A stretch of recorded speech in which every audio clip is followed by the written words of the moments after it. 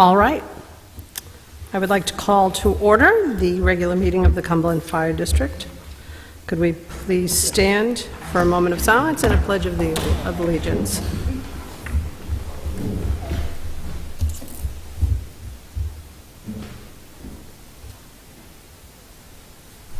I pledge allegiance to the flag of the United States of America and to the republic for which it stands, one nation, under God, indivisible, with liberty and justice for all. Thank you.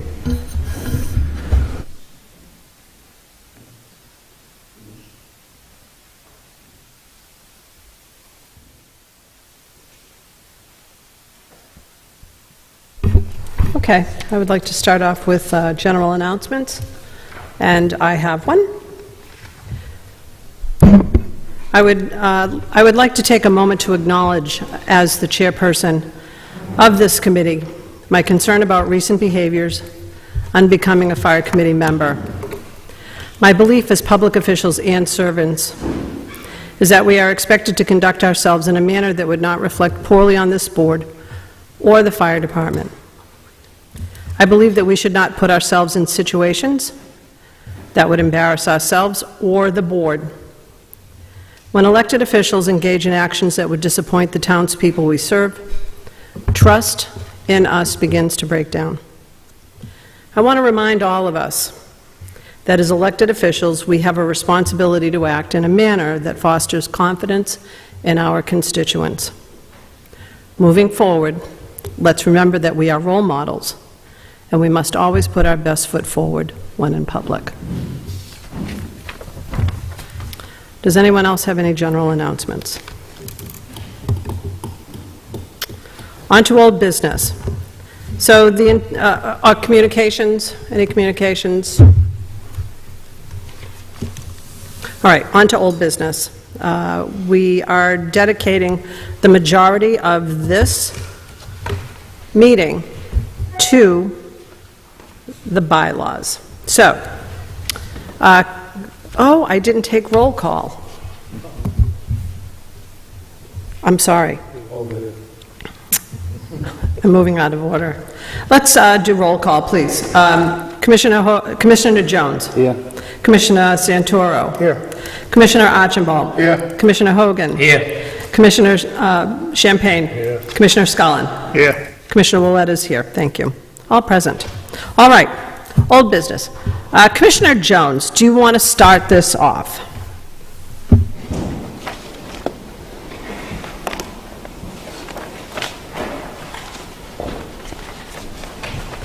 I might make a suggestion that we go section by section. Does that make sense? Sure. Did you want to take care of the other business on the agenda? No. So you would get this out first? Okay. We will get this out first. The intent as decided at last week's meeting that we would manage the bylaws first. Commissioner Santoro. Just a quick question for the solicitor. I mentioned it in email. Do we need two successive votes? I mean, maybe it was you, Mr. Chairwoman. Do we need two successive votes to approve these bylaws? No. No, we do not. One vote, and that would be it. That's it. Great, thank you. I can ask for a question. My suggestion is that we go section by section, and we can approve section by section. And if a section isn't approved, then we can move forward, continue on, and go to the next section, and then continue, and then, so whatever is voted on, and then the following meeting, come back and vote on the other sections that need to be voted on. Does that make sense? Mm-hmm. The additions or omissions per section be voted on immediately or at the end of this process? Okay. Go ahead. Just to add to the suggestions, as you go through these section by section, I would consider the edits that we put in here since the last meeting, and then if someone has additional edits, whether it's removing or adding, they would make a motion to amend, and then if there's a second, you'd have discussion, and then you would vote on it. So I hope that answers the question. Okay.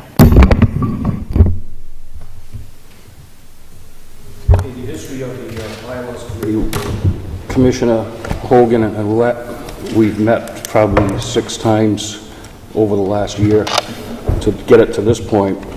So we turn this over to the main body of this committee for your consideration. So feel free to add or subtract anything as we go along. So everyone has a copy with the line-by-line numbers available. So Article 1 in general, Section 1. Are there any comments? Is it acceptable? Commissioner Jones, one quick question. Which one, are we working off the original or are we working off the second draft?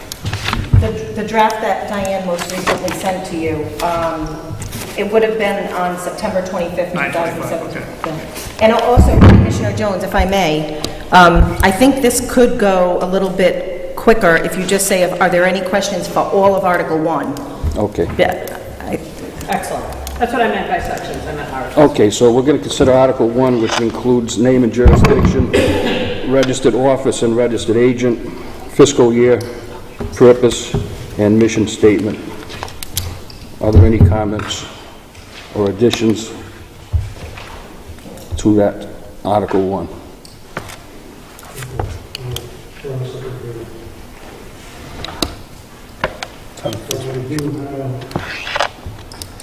Article 1. Can you put your mic on, please? In Article 1, Section 7. there's only 5 There's only 5 sections. sections. There's only, I did here. No, this one here is the, what I have is got some, This is what the cover looks like. Yeah. Yours. okay. So this is Okay. article, this is Yeah, just- okay, Article 2 separate. Okay, I understand, okay, All right. no problem. Okay, everyone's all set with that first page. Do you want motions to approve? Is there a motion to approve Article 1? Motion. Motion by Commissioner Santoro, Second. seconded by Commissioner Ashenbo. All in favor of accepting Article 1, say aye. Aye. Opposed? Article 1 is accepted. Thank you. Moving on to Article 2, which starts actually on page 1. Section 1, election. Section 2, officers. Section 3, duties of the fire committee. Okay, go ahead, Dan.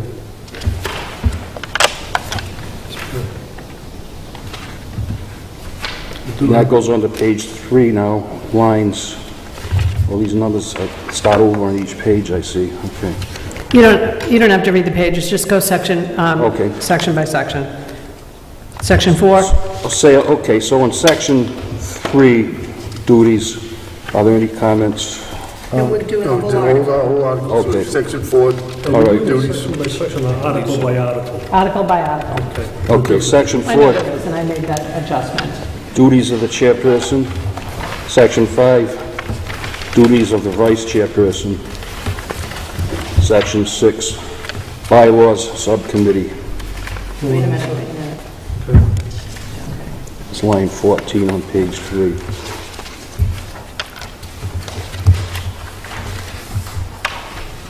Can I ask that, I know what you're paying, can I ask that we do section 2, because it's quite bulky? Article 2, because it's quite bulky in sections? Or is that too much, is everyone, because there are... We can just go back and visit whatever Go back, section is fine, needed. fine. Whatever section anyone has a question on. Okay, thank you. Section 7, Section Finance Committee. Section 7 is on the following page, Finance Committee. Ronnie, I think you had something on Yeah, I that? have some questions here. Well, let me go finish the Section 8 Personnel Subcommittee. That's what has to be talked about. Organization, meetings, personnel, the purpose of the Personnel Subcommittee. And then Section 7, Capital Improvement Committee, which is still in effect, or still active. Well, you have two, Yep, so that's a problem. you have two section 7s. Yes. So I'm going to propose as the first motion, when he's done reading off the sections, to renumber them, and I'll help you with that when we get to that. Section 9 is vacancies. Oh, I see what's happened here. See, there's no section 8. Yeah, they're just misnumbered. Right. So section, So we just, section 8 would be the, Right, we'll go back to that. Section 10, section 10, compensation of elected officers and appointed staff. Section 11, conflict of interest. Section 12, violations. Section 13, actions. okay? So if I can just suggest the first motion so we're all on the same page with the sections? Starting with capital improvement subcommittee, that should be section 9. The following section, vacancy, should be section 10. Do you want to write these down Wait. for that? No, capital improvement should be section 8. No, personnel is section 8. personnel is section 8. Oh, my bad. You are correct. So starting with, that's where the numbers get. So capital improvements is 9. Yes, and then vacancy is section 10. Compensation for elected officers and appointed staff is section 11. Conflicts of interest is section 12. Violations is section 13. And actions is section 14. So if someone wants to make a motion to approve just that amendment, then you can refer to these in the right order. I'll make an amendment to change the numbers Motion. of this. Second. Okay, motion by Commissioner Archibald and seconded by Commissioner Santoro to change the numbers in numerical order of section 2. Is there a vote? All in favor of that motion, say aye. Aye. Opposed? Motion passes 7-0. All right. Madam Chair. Commissioner Champagne. Under section 7C, starting with line 33, the Finance Subcommittee shall review and recommend to the entire Fire Committee an opinion of the administration's proposed budget at the annual budget hearings. Then you go over to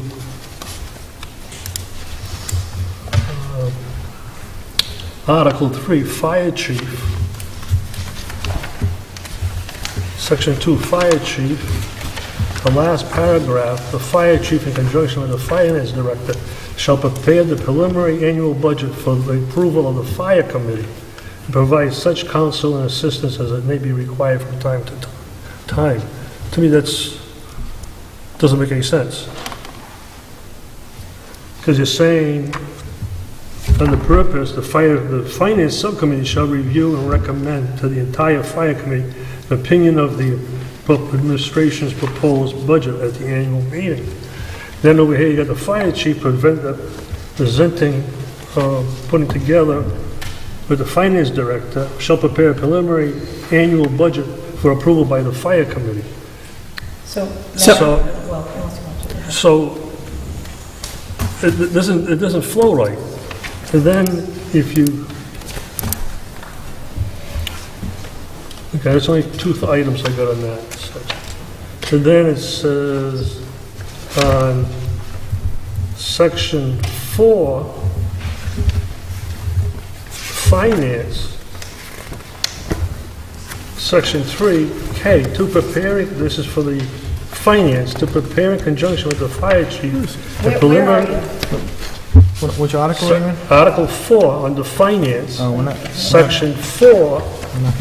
4K, the last paragraph, to prepare in conjunction with the fire chief a preliminary annual budget to be for the approval of the fire committee and provide such counsel and assistance as it may require from time to time.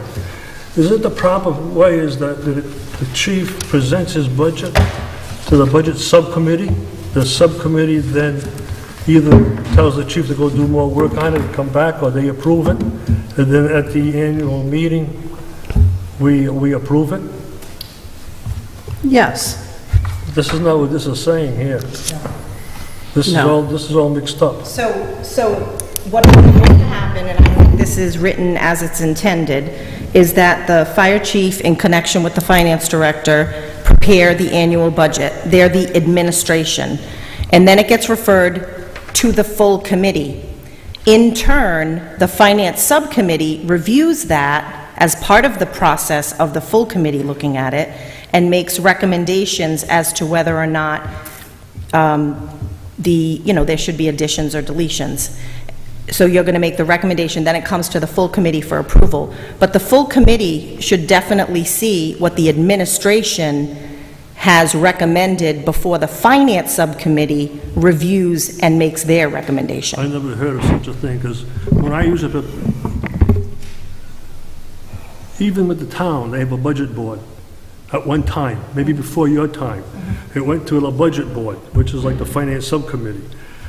Each department head came in with their budget. That budget, the police department came in, I'd appear before the police, on behalf of the police chief, for the budget committee. They would ask me questions, I would present the budget, and give them their answers. Then they would go to the mayor's office or to the committee, and they either approve it or don't approve it. This way here is going all over the place. So the purpose, and this was discussed in the bylaws subcommittee, the purpose of doing it this way is so that the town and taxpayers know what the administration is proposing as the first run at it. And then your finance subcommittee reviews what they approve, so the public sees it, and then you'll make your recommendations and your recommended changes in the subcommittee, and then it'll come to the full committee. Otherwise, the public wouldn't ever see. It's a public meeting. The subcommittee meeting is a public meeting. It's advertised, there's an agenda. And It's up to you. I'm just telling you what the... people have the right to come to that meeting. It's just like, why should the subcommittee even exist if the fire chief and the finance director are just going to present it to the whole board? So all of the subcommittees make recommendations to the full committee. Correct. They don't act on their own. So if you're going to have a subcommittee, if the subcommittee is not going to make a recommendation to the full board, why even have a subcommittee? That is what this is intended to do, which is make a recommendation on the administration's presentation of the budget. If you don't want to do it that way, that you all can decide not to, but that is the intent of the bylaws subcommittee in wording it this way. That was my understanding. If I may, Mr. Chairman? Yes. I agree with Ron wholeheartedly. In my mind, the way the process should work should go from the Diane and the chief to the finance subcommittee.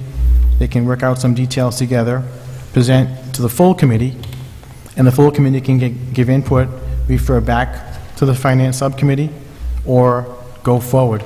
The travel of information from administration to subcommittee to full committee is what Ron referred to. I've experienced in other districts, and other towns, and other corporations as well. I understand Ms. Morris's travel of information as well, coming to the whole town to be public information and then going back to the subcommittee. But I do agree with Ron's assertion that that almost subverts the validity of having that committee in the first place. And I agree with Ron's logic 100%. Commissioner. Can I ask a question from the audience? We have an experienced person in the audience, a former chairperson of a fire district, just to see how that was worked. Is that permissible at this point? So we have former fire district chairpersons here already, so you can ask them. Look, I'm just saying, in the past fire district setup. Right. Commissioner Scullin? Yeah, we do have a person in the audience from the Cumberland Fire District, the former Cumberland Fire District. Am I permitted to just ask? Well, we also have Commissioner Scullin, We also have Commissioner Champagne. and we have Commissioner Champagne. Right. As former fire Yeah, district. Valley Falls, and I'm saying there's a witness from Cumberland Fire, the original Cumberland Fire District, in the audience. I think that's stepping outside the boundaries of what we're trying to do. Okay. Commissioner Scullin, what's your input on this? Well, there's two separate functions. One is the finance subcommittee of the board. The other one's just the chief and the finance director putting the package together. Basically comes to the full committee, and then the chairperson assigns it to the finance subcommittee. We don't review it, they just present it, and then it's referred to the finance subcommittee for further action. Well, with that, Jim, it normally would flow from the chief and the finance director preparing a wish list of a budget. Then the finance subcommittee would review it with the chief and the finance director. The chief may be looking for too much money in a certain item, or we may add something to an item. Then, once we agree, and the chief is satisfied, and Diane's satisfied, then the subcommittee can say to the full committee, here is the budget that's been reworked by Diane, the chief, our committee, the subcommittee, and here, this is what we're presenting. But if you read each of those sections separately, the way they're presented, it doesn't flow properly. But you're going to get it back anyways, aren't you? You're going, the subcommittee's going to get the budget back. Not necessarily. No, always No. you will, always. That's the process. We would meet, the subcommittee would meet with the chief and Diane. Once the subcommittee approves it, it goes to the full committee at the annual budget hearing. Be Right, presented and then voted on. right. The way the solicitor's talking, it's going to be bouncing around like a pinball machine. No, no, not that. Here's what, you know what, I'm reading line 5. Unfortunately, these, not Which page? This is Article 3, Fire Chief.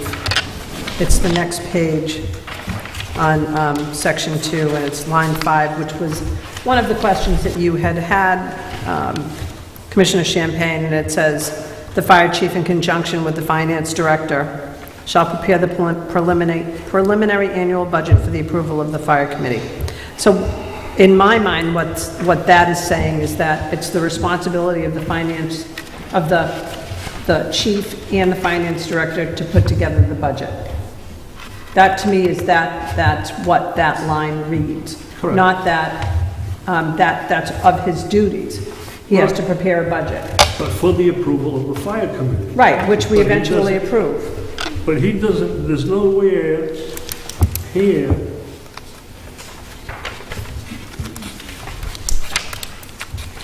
So we could, finance subcommittee shall review and recommend to the entire fire committee an opinion for the administration's proposed budget at an annual budget meetings. right. So did you want to, I'm saying it, so would you like to add in, under line 5, the fire chief, in conjunction with the finance director, shall prepare the preliminary annual budget and present it to the finance subcommittee? correct, and then the finance subcommittee will make the necessary adjustments that it sees fit, or come to an agreement with the chief. We may add stuff, we may delete stuff. Right, And then it Yeah, can go to the full committee. that point's that's not a problem, it's just the wording. So 100%. does it make sense then to add, in conjunction with the finance director, shall prepare the preliminary budget and present it to the finance subcommittee, and then for the approval of the fire committee? Prior to approval by the full committee? I'm sorry? Or prior to approval by the full committee? No, I wouldn't necessarily say we'd have to add prior to, would you? Only because it'll go to the finance subcommittee first. Right, period. And then they Period. take it from there, and then we follow the Exactly. process. Exactly, that's perfect. I agree 100% with that. Does that make sense? I'm just throwing It it does, out it there. does to me. That what you just, so what you want to do is add on line 6, shall prepare the preliminary annual budget for presentation to the finance subcommittee. And then what? Recommend And a from recommendation the subcommittee to the full board. for approval. For subsequent Okay, I mean- recommendation, either we're subsequent in there or... it's never going to really come to the full committee. Jim, you know this from being on the council. It doesn't really come to the full committee, but the full committee should see what the administration is proposing. Right, that's my next question. Right, The so, way we're gonna rewrite this, the full board is never gonna see the original proposal. right, that's the... You'll find a recommendation. So we won't be able to question why we delete or added to certain Exactly. parts. Well, do we, You'll be able to ask a question. You'll be able to ask the question. But if we won't know what the original proposal was. well, the meetings are open to the public, and we'll see the budget, and we can always ask questions as the budget comes. You want to see the preliminary budget before the finance committee works on it, or you want to see the final budget at the end? I wanna see both. Okay, that can be all provided, I'm sure. All right. I mean, I'm sure, Then we can read. I understand. Sorry, I just want to, I'm sorry, I don't want to belabor this, but the importance of this is a very important issue because you want transparency, so you want the full committee to see what the administration is proposing. And then the finance subcommittee is going to make recommendations for changes. They might say, we need more money for trucks this year, we need less money for salaries. And you'll see those recommended changes. And the full committee at that point will say, we're going to accept that recommendation, or we're not going to accept that recommendation. I think the way it's being proposed is that somehow you'll really never see what the administration is proposing. All that you'll see is the finance subcommittee's proposal, which becomes a different entity than what the administration is proposing. They're, the neutral kind of, nuts and bolts, like, guys, this is what we need for this year. So I just want, I don't have an issue of whichever way you go. I just need for you to understand that there is an important distinction between having the document, you're not acting on it, but just the document come to the full committee and then refer to the finance committee, like that. I can add language in here so that the full committee doesn't even see the first version. But you see it, but you have it in hand, and then the finance subcommittee is making recommendations for changes. That's what the intent of the document is. Madam Solicitor, it's not a problem, because the chief will be doing his request, his budget, in an Excel spreadsheet. This is going to be a column that says proposed by the chief. Then there'll be a column that either the subcommittees change that column, that particular line item. Recommend to change. Or recommend to change it, Yeah. to increase it or decrease it. And then when you people get the document, you'll see what he originally asked for and what we're recommending. Right. It's very simple in that manner, being the budget coming from the chief, an Excel spreadsheet, he's going to have his numbers, and we're going to go through, we're going to either say we agree or we don't agree. Maybe we can come to an agreement between the subcommittee and the chief on an item. Well, once he presents it, that's it. I mean, you can agree that at the public hearings that both the administration and the subcommittee will agree that something should be changed, but it'll come like in a separate column. And I can rework this so that it's very clear that it goes to I think it is clear that it goes to the finance subcommittee first. I think it's incredibly clear that it does that, this document does that. But if you want the additional language that the chairwoman just suggested, I can put that into the chief's section. You may have it clear in your mind because that's what you were writing and thinking of when you were writing maybe, but it doesn't come out that way on paper. Madam Chair? Commissioner. To ensure transparency that we're all discussing about, we could also add to the finance subcommittee's duties to present the full proposed and final budget as part of the finance subcommittee's responsibilities, correct? Why not? That's what we do. Well, what I'm saying is, so Ron is mentioning that, I mean, Ms. Morris is concerned that, and I appreciate, this is money, it's a very important point she makes, that we should have full transparency. The chief and Diane present their wish list as Ron used. Finance committee makes a recommendation on a spreadsheet, which is not the actual logic behind it. What I'm saying is, if we add the finance subcommittee, must provide the chief's proposed budget, reasons for recommended changes, as well as the final recommendation to the full committee that would satisfy, I think, all the concerns. Ron, your opinion? Right, I was just concerned about the flow of things, because the flow is, if you read it, that the chief says, well, I shall prepare a preliminary budget, and it's up to me to give it to the fire committee. Not the subcommittee, the fire committee. It's right here on the fire chiefs. That's my duty. Not to give it to you, Ron, or anybody on the budget board. I'm going to give it for approval to the full fire committee. That could be an argument that could be made here under that. Well, but then if you look at the finance subcommittee section, it's clear that the finance subcommittee has to review it before the full board reviews it and make a recommendation. These sections have to be all read together. They can't be read separately.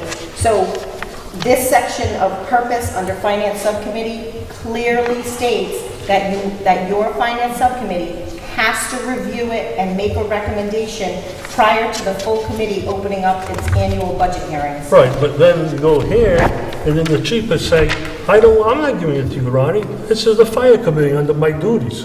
Well, but then so again, this is procedural, but when the committee gets it, which is Diane really, she's the one that passes out everything, she's going to give one to the full committee, including you, and you're going to start your subcommittee hearings. That's what you're going to do. In practicality, everybody's going to have the document, and then you're going to have your meetings. That's what this language says. I don't see that in this language. I agree with you. I see when I get to the fire chief's section, and it says the fire chief shall prepare a budget for approval by the fire committee. Well, it is. It doesn't say that fire chief is going to prepare a budget and turn it over to the finance subcommittee. Change the language. That's what I've been saying. So, But we're listing his duties, we're not listing the procedure.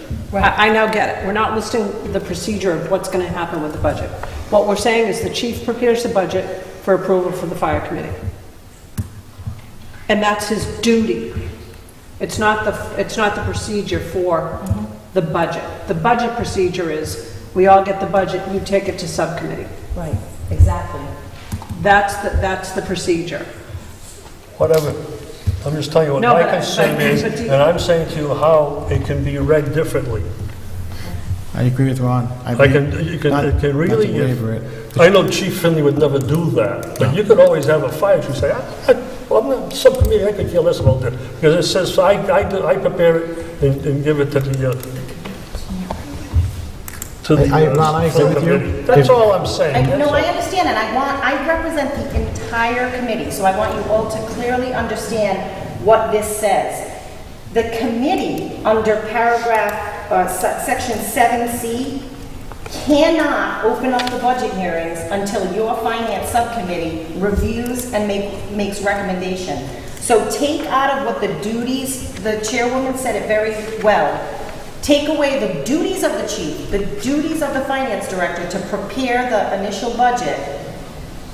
This body cannot open up the annual budget hearings until your committee reviews and makes recommendations. That's what this document says. It cannot go forward. So whether the if I may. chief gives it to the full committee or not, this body cannot move forward until the finance subcommittee reviews and makes recommendations. Mr. Chairman? I'm sorry. I'm going to go first. Okay. Because I'm chairperson and I can. Of course. Can we do this? Can we just remove on line 6, under the duties of the fire chief, for the approval of the fire committee?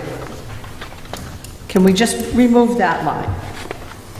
It's his duty to prepare a preliminary annual budget That doesn't change. and provide anything. such counsel and assistance as it may. Does that make sense? Yep, Okay. yep.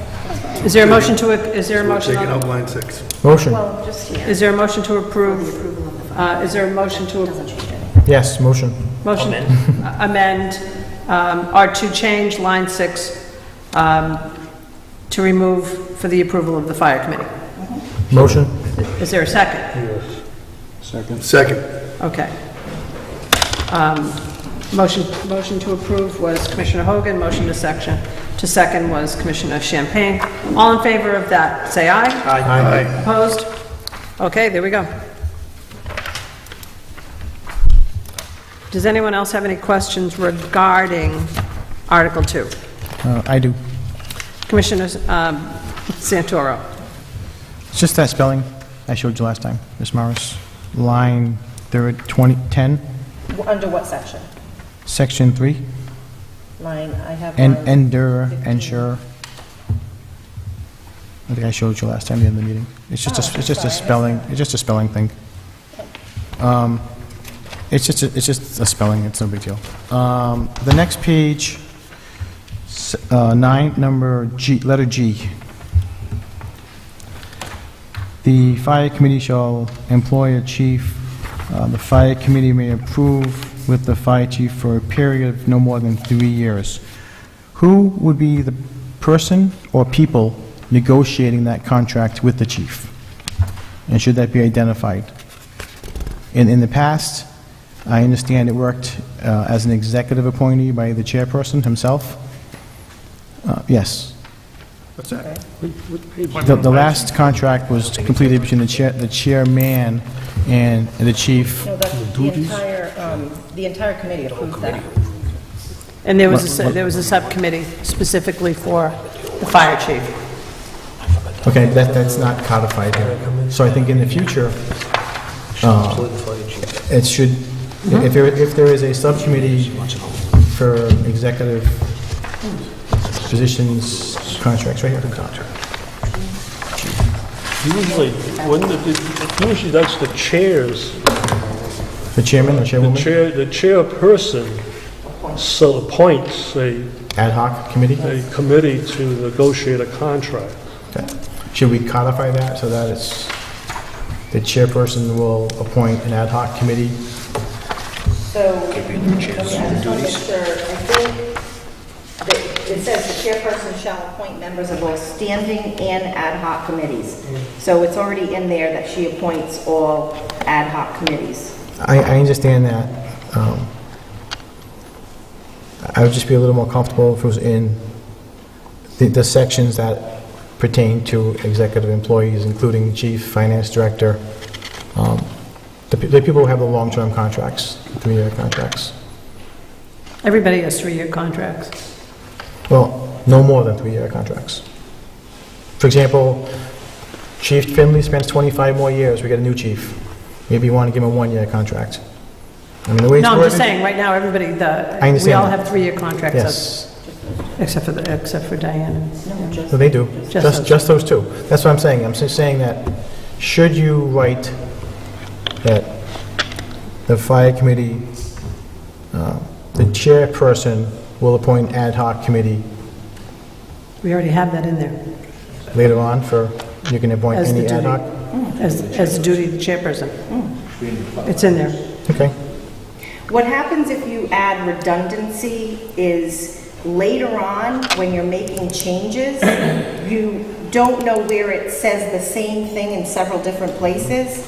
So one of the things the bylaws subcommittee was careful about is trying not to have the same thing in different sections, because 10 years from now, your solicitor at that point makes a change to section 4, but fails to make the same change in section 3, and then what did you really mean by that? So you got to kind of be careful about Of course. that kind of thing. My only concern was I was not aware that there was a subcommittee that Mr. Lemoy had appointed for the last contract for the chief and for Diane. It was for the appointment. He had a subcommittee for the appointment of the fire chief? The current contract? No, the previous contract. So that's the point.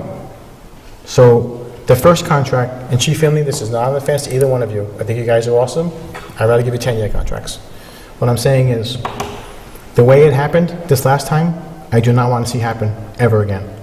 That was wrong. Well, you don't have to vote for it either. I mean, So what I'm saying is that we need to make sure we codify this in writing. I understand redundancy, and sometimes redundancy is a good thing. Well, what language are you proposing? I'm just proposing chief shall be employed as, etc. The chairperson shall appoint an ad hoc committee. But we already say that in the document. And It if we says do that? that, but if we do that, we're increasing the redundancy in the document. It leaves leeway for the, and not you, no offense to you personally, the new Oh, I'm not chairperson. taking any offense. The new chairperson may decide to not appoint an ad hoc committee and may just decide to negotiate themselves due to precedent.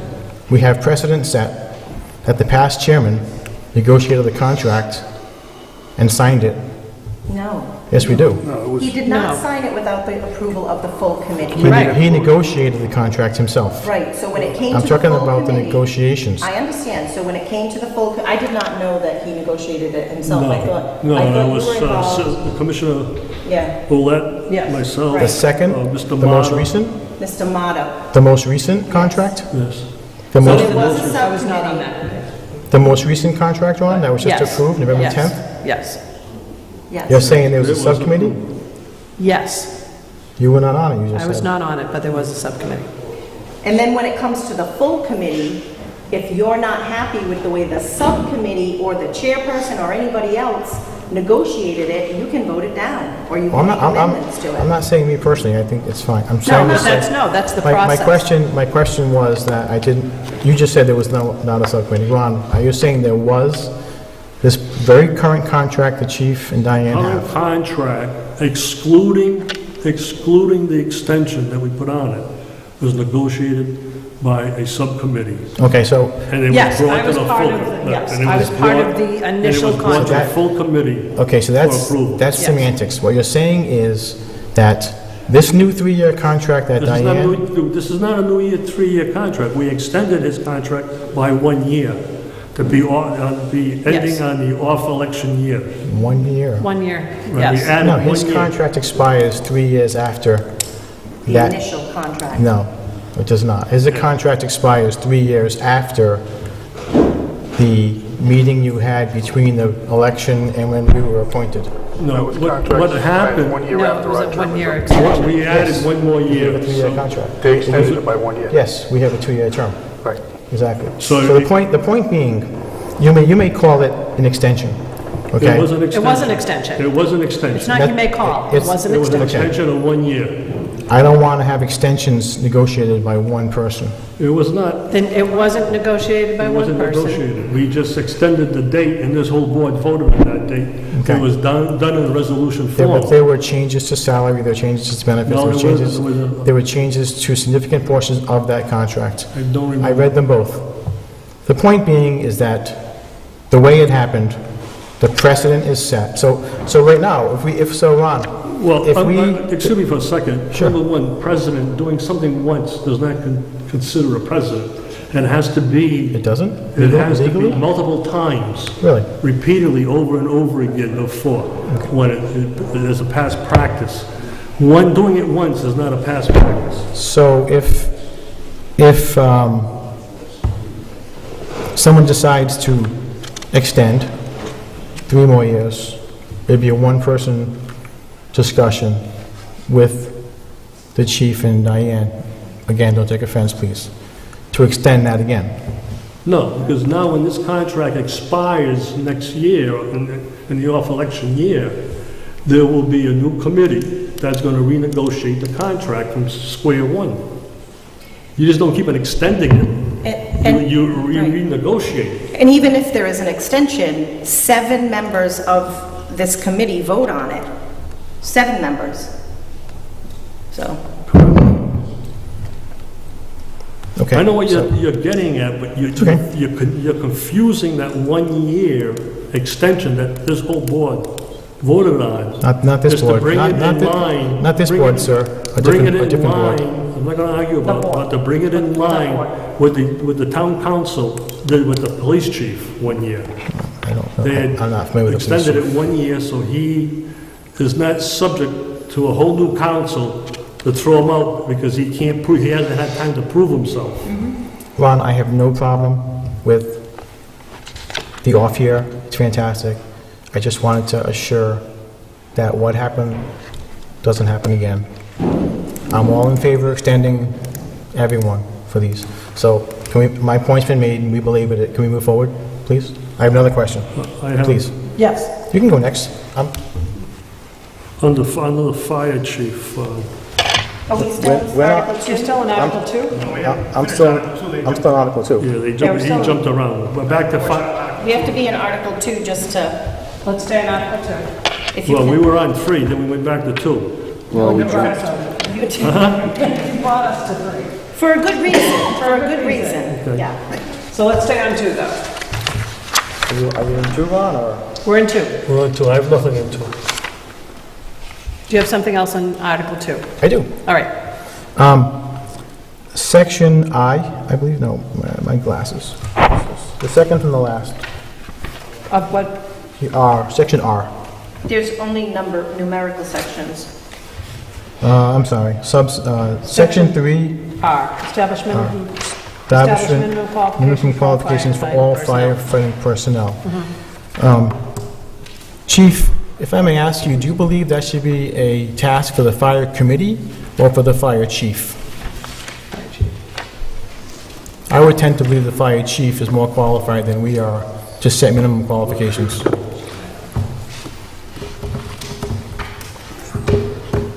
I would concur that following NFPA standards, I would have more familiarity with the standards than the board. You're the expert. If they would, you know, I'm trying to think if there's an amendment we could put in there, but I'm coming up blank at this time. I'd recommend... Unless you want to just refer to the minimum qualifications for hiring of personnel. I'd rather remove that line altogether. Could we put in to satisfy well, as the recommended by... approval, the consent and approval of the board?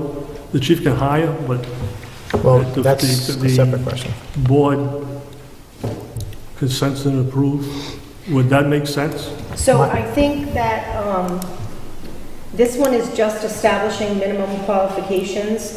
I think what you're talking about is where section H is, where you swear in all new firefighters after the hiring process of conditional appointment. So this one is, and by the way,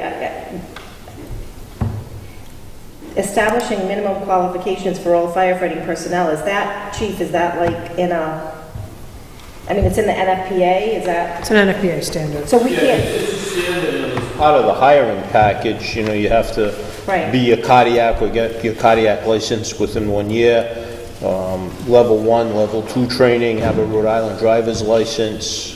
is that something that should be approved by this board, though? Like, in other words, you have NFPA, but then I know we require higher standards for, and I don't know all the lingo, but the, you know, what are they called? Maybe you guys know better than I do. Criteria? Not paramedics, but Cardiac.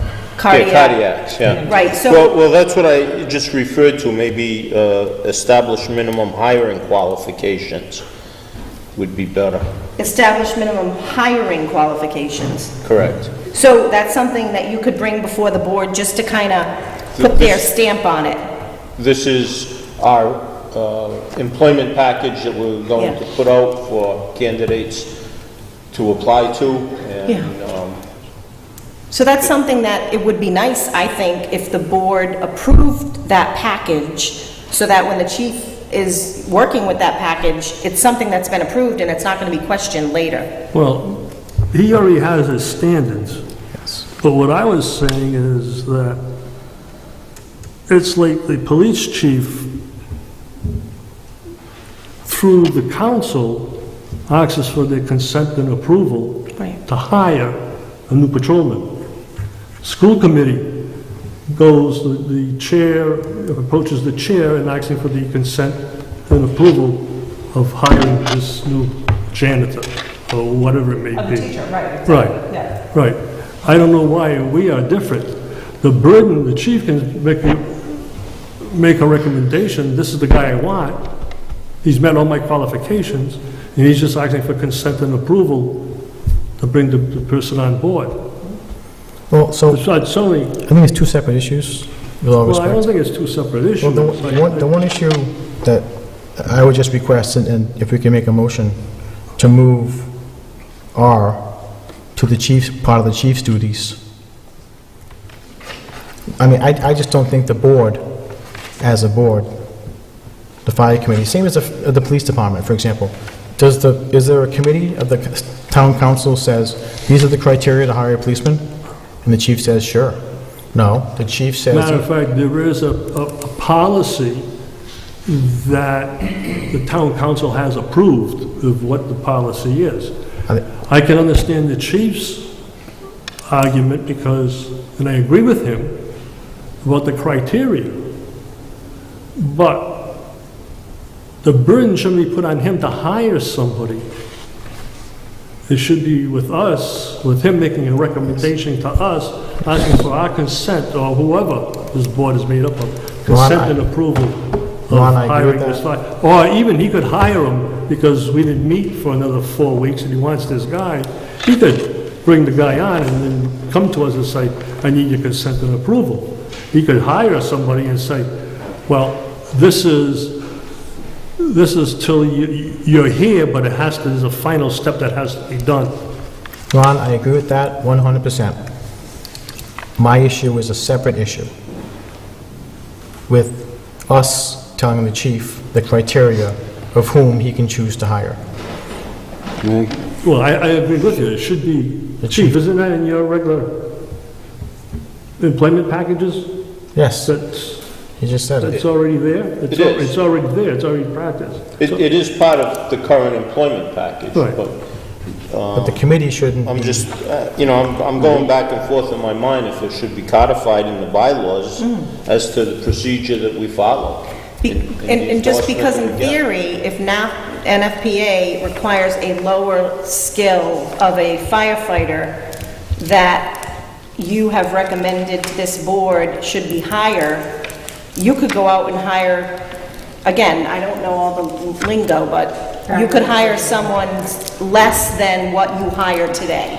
So, again, for the benefit of this board, I like the chief's idea of saying, let me bring the employment package to you of who I'm gonna look for, and you just give it your okay. Endorse it, and Yeah, then I that's have it. Then you're done. the guidelines that I have to follow. Right. Does that make So sense? can we move R from the committee to Q for the chief? Well, what he just said is to amend R to say establish minimum hiring qualifications for all firefighting personnel, and then he would bring that employment package to you at one of your next meetings and just have it approved and everything would be okay. That would satisfy what you've just been talking about. Okay. We approved some SOGs or SOPs Right. in past months. This would be similar. Right. So that we are just, because you had talked with the local and everything was hashed out and we approved it. So this would be a similar setup, that the chief would hit, here's the qualifications, we have a right to question it or approve it, deny it.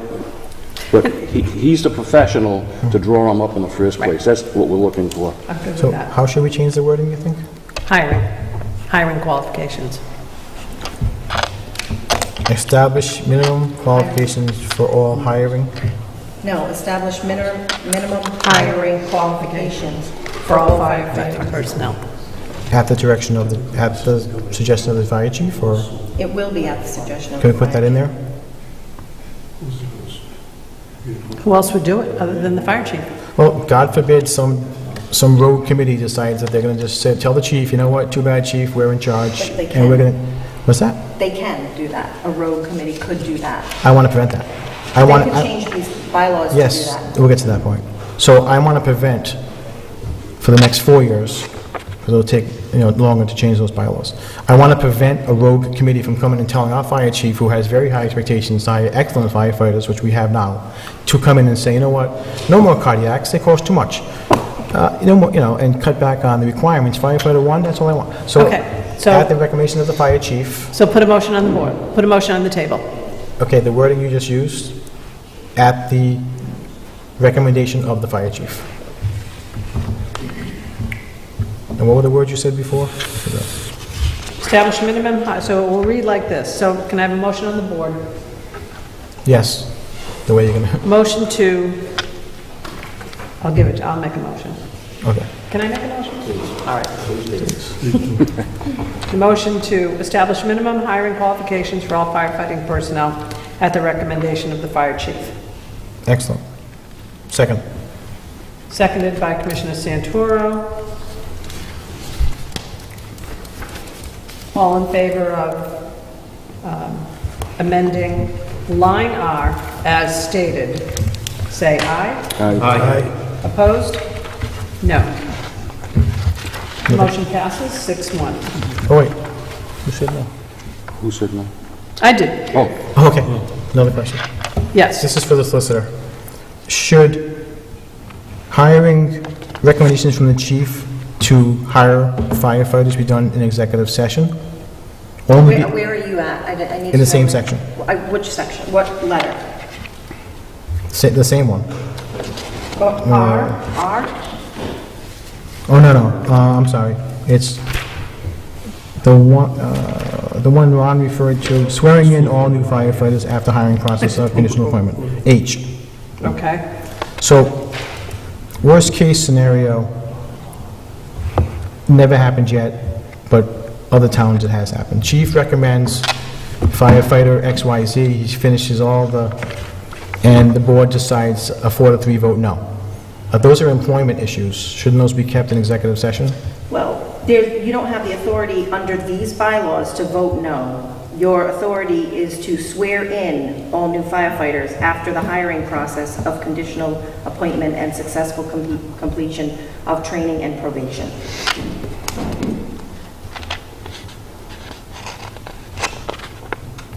Okay. And that was discussed in the bylaws subcommittee about whether or not you should have the approval. Chief, if you, again, I'm not, Dana, if you want to speak to this, or Chief wants to speak to this, that's up to... well, we had the idea of having a personnel subcommittee to work through the process of hiring alongside the administration so that it would come back to us to show the system that the candidates went through more than anything else. I think that was the intent at the time. I think there was a cost issue involved when you send the person to the academy. Yes, after we hire. The model is to send him to the Rhode Island Fire Academy for his level 1 and level 2 training, emergency vehicle operation, pump certification, and ladder certification in the 9 weeks that he's in the academy 5 days a week. That cost is $2,500 per student. We have a high degree of success through the interview process that the candidate will be successful in passing.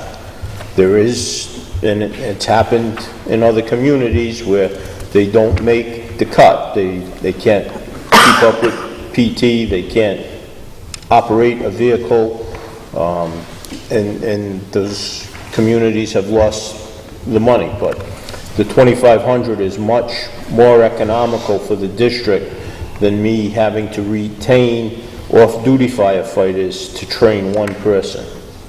So there is a monetary cost, but through our interview process, we feel we select candidates with a high degree of success rate, in our opinion. And Chief Finley, I totally support you 100% with this. You know, you've only picked the best.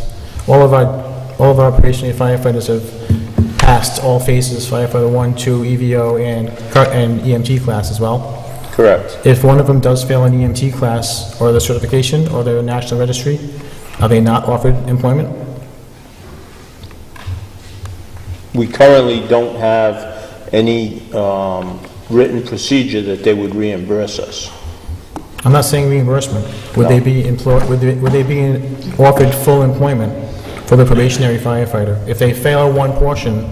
No, they wouldn't be. They have to have all conditions before their probation is done to be considered. If they don't meet all of the conditions, then we don't appoint them full-time. And that is a 1-year period of time? Correct. Okay. So, So I guess my only question is, in between the swearing in, we swear them in as a probationary firefighter, and then if they don't get the NRE... You don't swear him in as a probationary firefighter. don't You swear swear him him in as probation. as After the year? a certified Certified firefighter. firefighter. It says after, okay. So then we lose that year of salary, income, and training, and, okay. At that, and then at the final, after the year, then they come in, and then we have a swearing-in ceremony. Yes, Okay. which we have done. We have? Yes. Okay. Okay. Anything Do you else? want, Dana implied, do you want any involvement from the personnel subcommittee? And my other question is, this is informational only, your interview committee is composed of, Excuse me just 1 second. Just for the sake of is that the time. wrong section? This would be the wrong time to I'll come, discuss. I'll come back to that. Let's focus in on these articles. We've got to move on. Anything else in Article 2? Yes, Madam Chair. Commissioner Scotland. Section 11, compensation for elected officers and appointed staff. I think it ought to be in here somewhere that elected officers, any dollar amount set to increase the compensation of elected officials cannot happen in the term that they're in. They can't by ethical rules. I know, Okay, but and that's what happened the last time. I know. Just so we have it in writing so everyone knows that we can't do that. Okay, so, That any increases to okay. the stipends would take effect in the next election cycle. So if I may, any increases, I'm just going to use the same language, in compensation shall take effect at the beginning of the next election, the next term. Term. Okay? Second. A motion has been made to amend that point, seconded, motion by Commissioner Scullin, seconded by Commissioner Santoro. All in favor of that motion? Aye. Opposed? Nay. That passes 7-0. Great. Anything else on Article 2? Article 3. Question. Commissioner Champagne. Article 3. Oh, wait a minute. I wasn't done Article 2 yet. Oh, okay. Gotta stay with us, Commissioner Santoro. Gotta stay with us. My hand's getting tired from raising it. I don't want to just raise my voice, I'm raising my hand. What section? Very quick question for the solicitor. If she could provide us a copy of the Code of Ethics for public officials, please? That's not a bylaws question. I don't know how to access that information. On the Ethics Commission's website. It's in the bylaws. Where? It's Section 13, violations. That's in the, on the website of the Rhode Island Ethics Commission. Okay, thank you.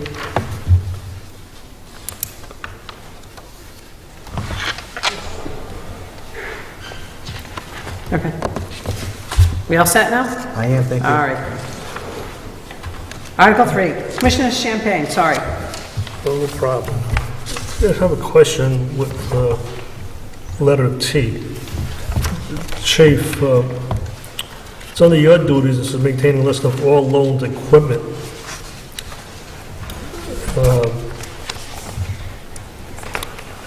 I know they're residents. What do you mean by loaned? Is it loaned to the residents? Somebody comes in, borrows 10 chairs and 3 tables? What does that mean, Chief? That's exactly what it means. We have tables that we'll loan out, we have chairs that we loan out. Occasionally, we've left portable pumps at flooded basements for a period of days. There's a sign-out form so that we have a tracking of where the equipment is so that we can go back and make sure that we get it back in good condition, along with apparatus that we occasionally loan to other municipalities. Okay, that's what I thought. I wanted just to make sure now. Madam Solicitor, I think if you could put wording together on that loan sheet that the chief has a release of liability.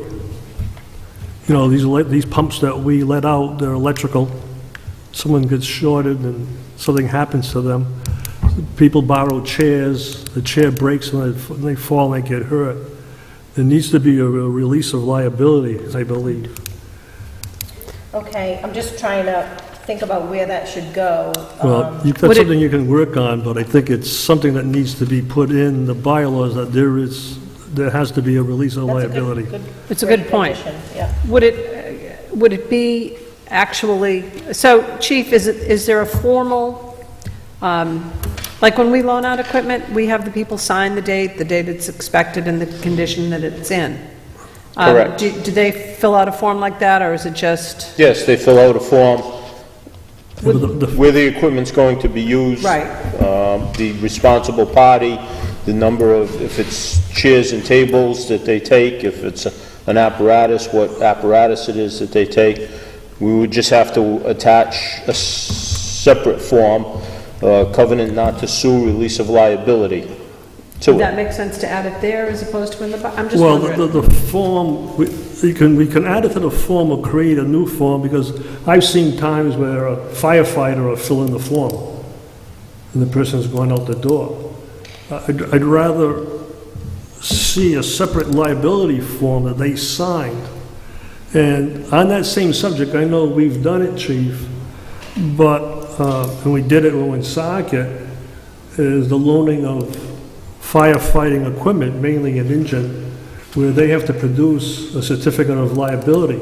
Correct. Which we have, I know we have one on file for Woonsocket, but I think somewhere along the line there has to be something that mandates that the chief obtain the liability form, liability and collision for the engines that may be borrowed by Attleboro, North Attleboro, or Woonsocket. Right now, I mean, I know the chief instituted that a few years back after, I think it was North Smithfield's truck got totaled. It got damaged. Got damaged, Yeah. and there was an issue there and whatnot. So, I mean, I think we need a release of liability that whoever's taking that truck out the door, the firefighter or the captain or fire chief, that he's accepting it in good condition, and that they have filed a certificate of insurance. So if I just add right to that section, in section F, and to require a general release of liability and indemnification for any such loans in a form produced by general counsel. Is that acceptable? That's fine. That's good. I just think it protects all of us. Well, I don't know if you already have one that I can look at, or I can just prepare one for you. We don't have a release liability at the station, do we? Just have a blank form. There's other organizations that I belong to that I could show you a similar document. Okay, and then I can just make it, you know, for this. Tailor for. Yeah, tailor for this purpose. Okay, there's a motion to add language regarding, as read by Solicitor Morris. Second. Seconded by Commissioner Santoro. All in favor of that motion? Aye. Aye. Opposed? Passes 7-0. Okay, great. Anything else in Article 3? Yes, I have something. Commissioner Jones. Section 4, it's mainly a wording on line 34. I think it should read Assistant Deputy State Fire Marshal and add word license. Should maintain Assistant State Deputy Fire, isn't that the correct termination, Chief? Yes, it is. Assistant Deputy State Fire Marshal. So insert after Assistant Deputy State Fire Marshal, and is it advisable to put the phrase maintain certification? Yes. Where? I'm not following. Section 4, line 34. Right, but, so after marshals, you're gonna add additional language? We could just take out the word "be." They shall also maintain current licensure as Assistant Deputy State Fire Marshals. Oh, they shall also maintain, can you repeat that, Paul? Maintain current licensure. Current licensure. Thank you. Another question, I think this could be changed, these bylaws could be changed as needed to Fire marshal. Assistant your deputy. operation, but in the future, if it would have be that the deputies were assigned shifts, don't know if that's gonna happen, and you had a captain serving as fire marshal, we'd have to change this language then, correct? No, not really. We still want to have the deputies as assistant deputy state fire marshals. That way, they could be in control and begin the investigation on your shifts. Understood, thank you. Motion to change the language on line 34, line 33 and 34, seconded by, just making sure of this. Seconded by Commissioner Hogan. All in favor of the motion, say aye. Opposed? Passes 7-0.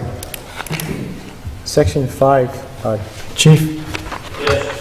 Do your SOGs, are they called rules and regulations? Is that the right terminology we have in Section 5? No, there's rules and regulations of the department separate from the SOGs. Do you want us to add SOGs as well in this one?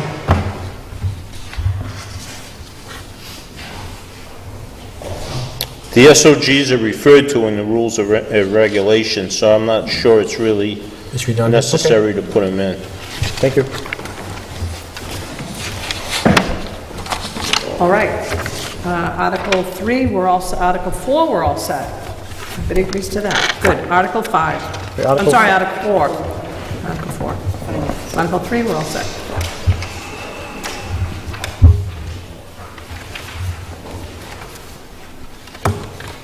Now, there's some numbers in here that I highlighted.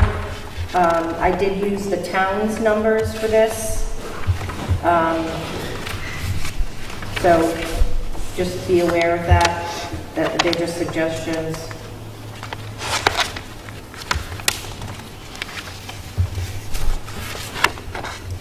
So the town, this is what What line the is town that? follows? Well, essentially, the Department of Public Works, not, regular town purchases would be under 5,000, but, so I kind of consider a fire department more like the Department of Public Works, like they make bigger purchases, so you don't want to limit them to 5,000. That's the way I looked at it, but that's why I want to highlight it for you, because it's not my decision.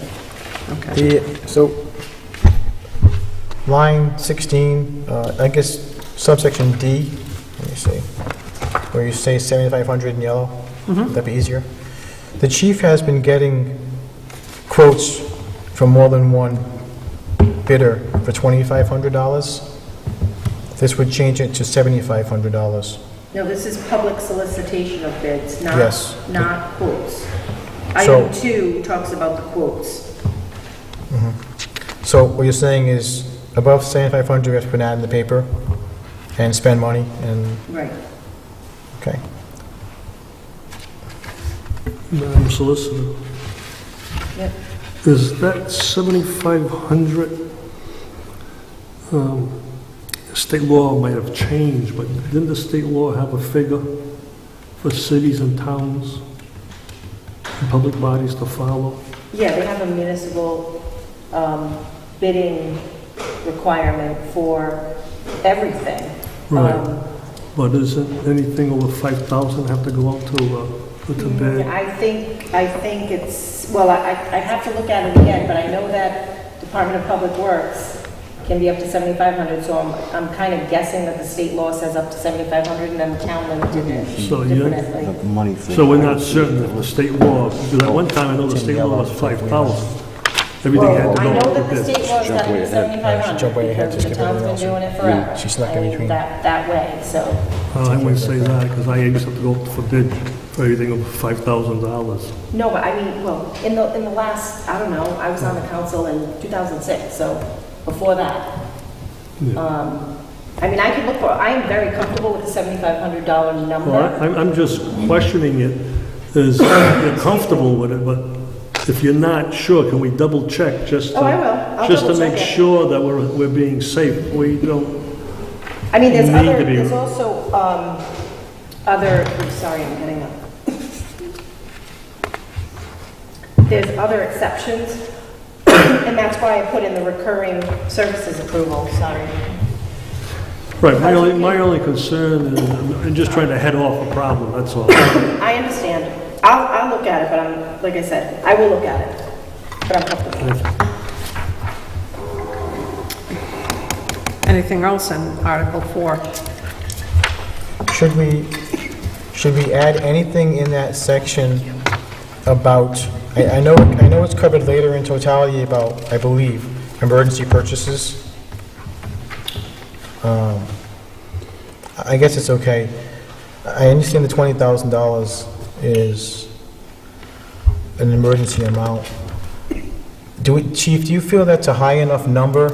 I mean, you spent $25,000, I think, once to get the ladder truck fixed quickly. The last quint we had. And between you and the chairwoman, you know, you can, if within, say, between now and next meeting, you need $25,000, $30,000 worth of repair to keep a vehicle operational.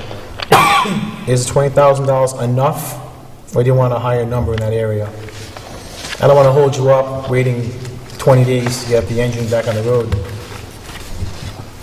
You and the chairwoman can decide, yes, go ahead, do it, and then we all, later. I would really love to say I wouldn't hit that number, but it's, if I had 2 trucks that had rear spring damage, as you're going to see later this evening, it's possible to hit that number. I can live with 20,000, and make the adjustments, make the amendments, so that if the work comes up, we'll bring it to the committee and get the committee's endorsement before I proceed with it. Wouldn't that be just for per incident, not combining 3 trucks and say it's $20,000 this month? Right, It's so- per incident. If a truck broke down, and if it's $25,000, then he's gonna get the approval. If it's, Right. or electric generator, electric generator, let's go. He can spend up to $20,000, but it's one incident. It's not combining all incidences in 1 month. Well, and it's also emergencies that are not covered by recurring services approvals. So we deliberately put in this recurring services approval for using a couple of vendor names, Ralco, and who else do you use on a general basis, Chief? Minuteman. Right. Ralco, S&D. So for the next meeting, you should be bringing a list together under this recurring services approval, and then you can go over 20,000. As long as you show this committee and they approve, the request should be in the form of a resolution and shall contain at a minimum the name of the business, the location, the summary of typical services provided, the labor rates and the surcharge rates on materials provided. So that covers, because I've noticed over the last couple of years that he does come for approval after the fact. So that's why this is in here. With all due respect, I think we're talking apples and oranges here. You don't know what the final amount is going to be, because it starts off being one repair, and then as they start taking it apart, there's numerous broken items that also have to be Well, and that's repaired. why this is here, so that you don't have to wait a month to get it done. And it's not, it's no longer an emergency. An emergency is something that we haven't even thought of, or some crazy repair that you've never had done that you don't have approval for. So. Right. So with all due respect, I think we're talking apples and oranges, Ms. Solicitor. The recurring services approval is an excellent section, I appreciate it. What I'm talking about is that middle of the month, next week, engine 5 goes in for a squeak in the back end, and you find out you have to replace the rear main seals, and it's $22,000, $24,000. I just want to give you the leeway, Chief, to call the chairwoman and say, yes, fix it, get it back on the road. That's all. $30,000. The most you've come to us in 1 month has been $25,000 per vehicle. I'm more comfortable with $30,000, but I don't want to go against the grain of the board. It already says to contact the chairman or vice chairman. I was trying to change the amount from 20 to 30,000. I think And she can call an emergency meeting as well. No, I understand that, but what I'm saying is that if there's a squeak, whatever, incident that you just used, it's gonna be covered by the recurring services. No, I don't believe so. There are emergencies that happen to fire trucks that are not recurring services. No, I'm talking about the fire truck goes over a bump down Bear Hill Road, hits a hole in the ground, in the pavement, and the rear wheels lock up and fall off. That's an Right. emergency. Fire trucks, fire service, I'm not sure if you're familiar with the fire service, they do encounter emergency situations with their equipment. Right. Unfortunately, like ladder one, truck one went, And where did it go to? Where was it? It went to Ralco. Ralco. Yes. So Ralco is an approved vendor under recurring services approval. and you're saying he can spend any amount of money he Yes. wants at Valco? As long as you've approved the rate, the labor rate, the materials rate, Okay. and the surcharges. Okay. So, Now, yeah, we'll just move on. We're not getting anywhere. Just have one question on that, just to clarify. At what turning point, like if this board said, let's pull the plug on this truck, it's time, you know, we're getting nickel and dimed, we'll look at something different here, like the chief would have good judgment to bring that to the board and say, here's the situation. I know once, like you said, we get into surgery in a truck, one thing leads to another. My question is, at what point would you come to the board and say, is this, like we're going with ladder 5, is not worth pursuing, correct? And that's going to be a judgment on each individual truck.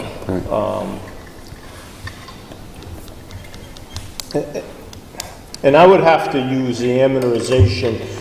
If it's not going to extend the useful life for 3 additional years, is the repair worth it? And looking at the vehicle, will the vehicle in 3 years compound the repairs that are needed, including the one to keep it going? It's going to be a judgment call. You know, it's difficult to say exactly. It would be like if a vehicle got into an accident where a tree fell on it that was on an uninsured property. We would recover some money from our insurance company, and then we would have to make the determination, do we fix the truck or do we scrap it? And that would be a consensus evaluating the damage and what the useful life of the vehicle would be. Now, depending which truck it is, we'd certainly make a determination on which way I would go. So it's not an easy answer for me to just sit here and say, at this point, I'll fix a dollar amount on a repair, and then, no, we're not going to do it after that. Now, I guess that leads to the question I have, that it would be more comfortable for you as fire chief to be able to come to this board and say, here's the decision that's got to be made. Should we go on the market, look for a new vehicle, not new or whatever, to replace the damaged one?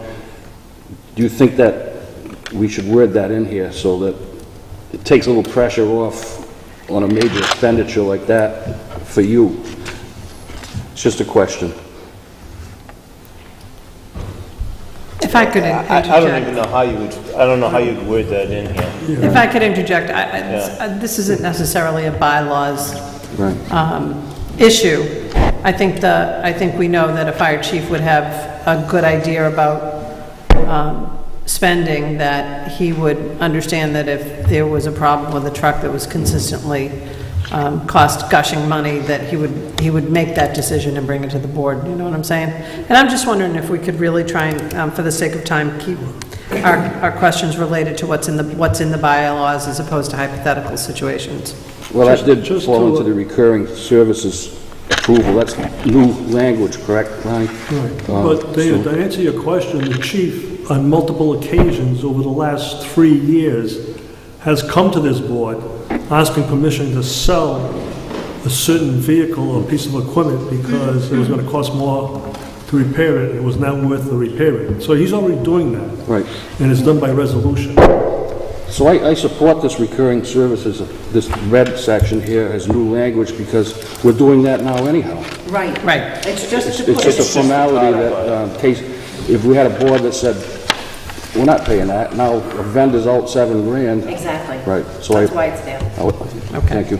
Commissioner Santoro. My question is in regards to the recurrent services approval. I'd like to see a maximum amount of money placed on how much can be expended for an immediate need in that section. How would we know what the maximum amount would be, though? Well, a maximum amount before it goes to you for approval. For example, $20,000. So if you're going to go to, if you have to go to Ralco tomorrow to get it fixed, and it's above $20,000, it should get approved by the chairwoman, and then next month, the full board hears about it and it comes forward with us. I don't believe the chief's going to spend $75,000 without reporting it to anybody, but this current board has a wonderful chief, respectable chief. There's no wording in here right now that has a limit on this immediate need amount to be used. If we just use the same language Ms. Morris used on the following section about $20,000, that would be perfectly fine, if the board agrees. Any discussion? It goes back to the question, it's a indefinite figure when they start digging into this apparatus on repairs, and I do trust the chief's judgment to say that's enough. The relationship that we have with the vendors we're using fully understand the economic conditions we're dealing with, and will guide me in a professional manner, and they have. I mean, they provide every broken piece. They provide constant communications to reassure me that it's needed. They don't go and do it before I go down there and give them a verbal okay after inspecting it. I don't see any rampant spending by any of the vendors we're using. I'm very comfortable with them. They're upfront. Engine 5, they did that. Ladder 5, sorry, Ladder 5, they're very honest with you and did that with you. That was wonderful. Your current group we have and our current chief is excellent in this regard. This document is going to survive beyond this board, this chief, and the next council can change this. Well, we could change this at the next meeting, if you'd like. Why not this meeting? No, I'm saying No that... matter what we put in here, this can be changed. I'm just saying in this red section for current services, adding an amount. Let me interject for one second. We keep on talking about a fire engine. There are a lot of other things that can go wrong. Tomorrow morning, the chief could call the chair or the vice chair, if he couldn't get a hold of her, and say, look, the electric generator just blew a rod, and it's going to be $30,000 to replace the generator. Now, waiting 30 days to replace a generator is an emergency, because we need power to the building. Correct, Chief? Correct. It could be heating in the middle of the winter. The heating guy comes in and says, hey, your gas heater on the roof that's 25 years old, that hasn't been changed yet. We've been there, done that. We had to, so it's not, that number is so flexible, it could be any, no matter what number you put in there, it may not be enough under an emergency situation. We have to have faith in your fire chief. If you don't have faith in your fire chief, then there's a problem. I think the chief has been very level-headed. I mean, he's probably the only fire chief I know that puts on a pair of coveralls and climbs under a truck to make sure that things are what the mechanics are saying. So the staff, the 3 deputies are very cognizant also of soliciting bids, looking for the best deal, finding the most advantageous ways to get things done. And I know anything can change with the next board, with the next chief, with the next group of administration in the fire department. But I think we can speculate all we want. I think we have to act on what we're doing now. I'm uncomfortable of setting a limit. Period. Let's move on. Did you want to vote on it? we could vote on it. Does it make a Do you want to motion? make a motion? No. Okay, We discussed it. I'm satisfied with our discussion. Thank you. okay, good. So we're inserting that, number 4, is that the idea? As it's worded? Yeah, it's already inserted, so that's, you don't need to make a motion on it. Yeah, that's already done. Anything else? Like I was doing in the beginning, move it along? We're going to go by article, right? They've already bypassed it, Jay. We approve Article 4. I'm too slow? I'm too slow? Yes, now you're on Article 5. We're on Article 5. Is Article 4 accepted? Yes. All right. Motion to accept Article 4 as amended? Well, you haven't been doing that for the other ones, so I would just, I thought we were. No, we just amended. You're just We just making amendments. motion to accept we're doing amendments. amendments. No, we weren't. No. Sounds good. Okay, Article 5, budget. Any comments? Any questions?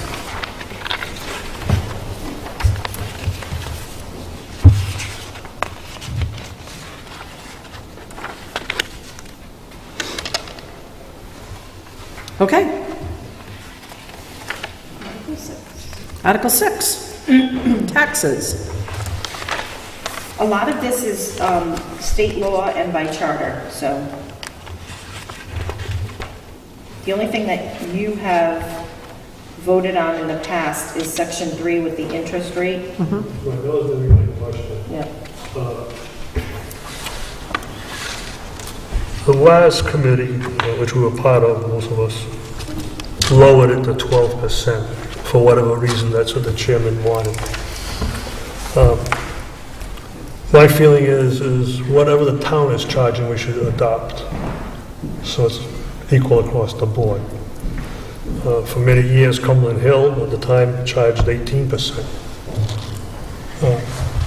And that came about because I had an IRS agent one time come to me and said, the interest rate is so cheap, I don't pay till December 31st so I can deduct it from my taxes.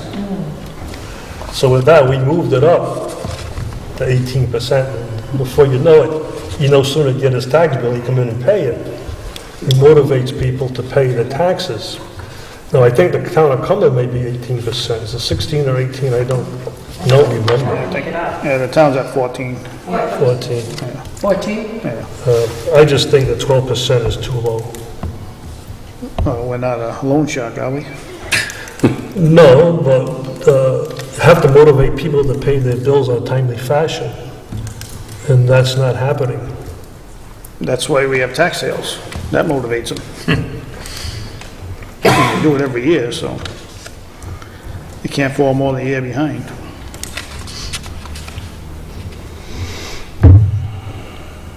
I tend to agree with Ron on this one.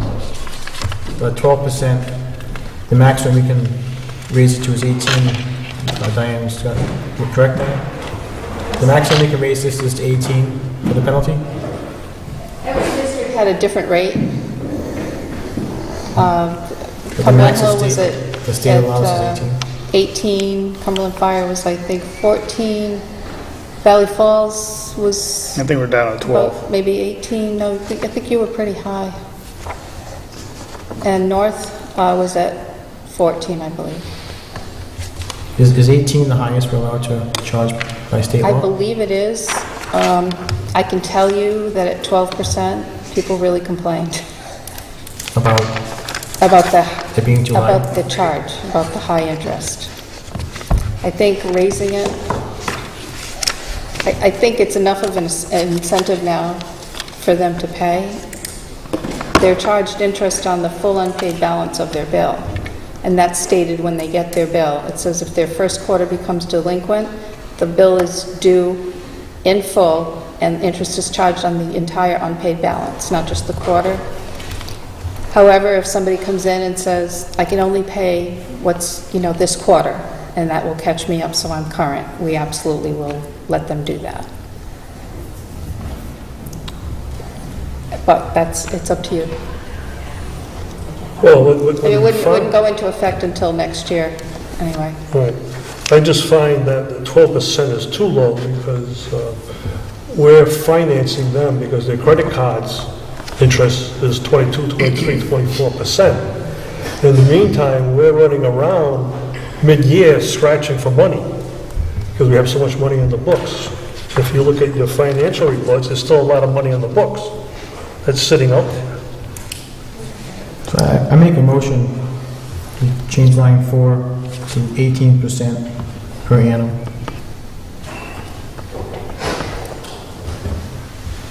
Is there a second? I'll second it.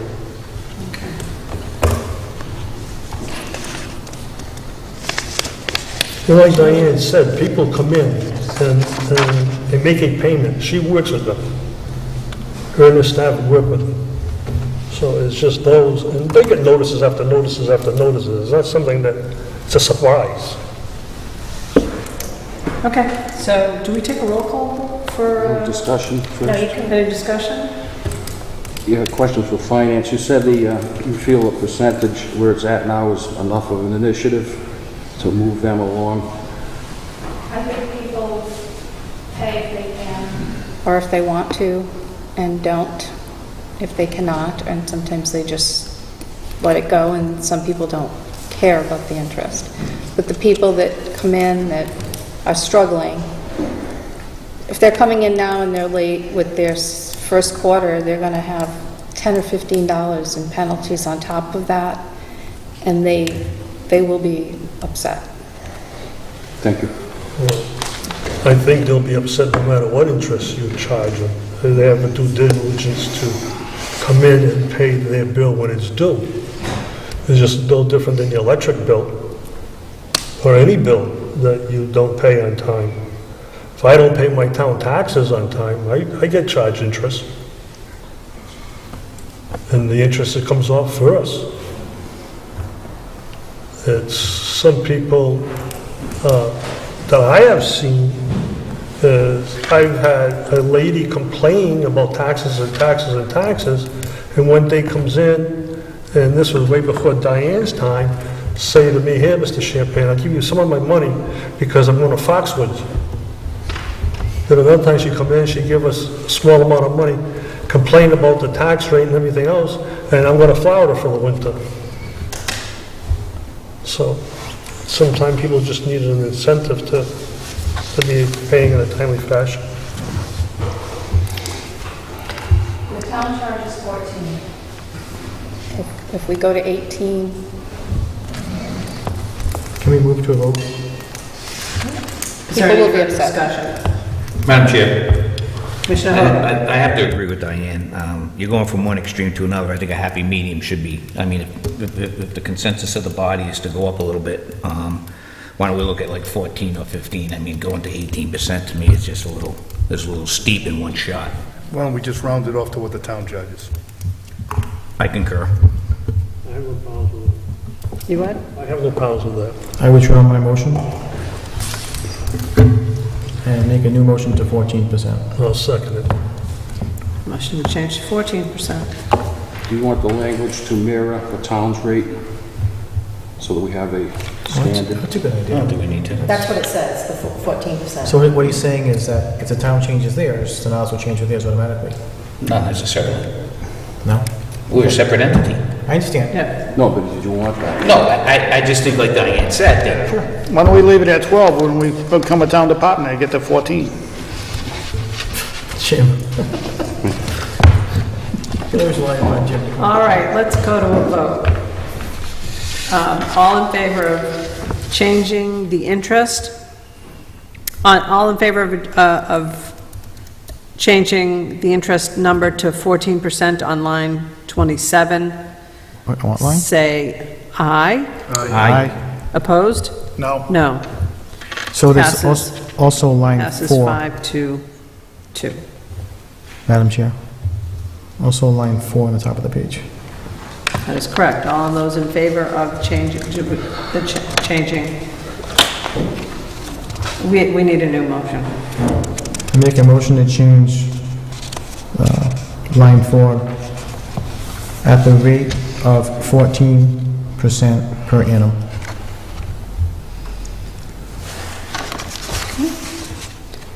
Is there a second? I'll second it. Okay, all in favor of changing line 4 to 14%, say aye. Aye. Opposed? No. No. Passes 5-2. I have another question.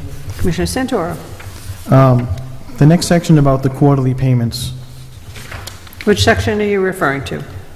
well, subsections A through, I have my glasses. Okay, I H. see what you're saying. So On the the same qu- page. Yep, so the quarterly payments, is this the proper venue to discuss eliminating quarterly payments and going to one yearly payment? This is not the proper venue. Okay, thank you. Even though it's in the bylaws? Wouldn't it require a bylaw change?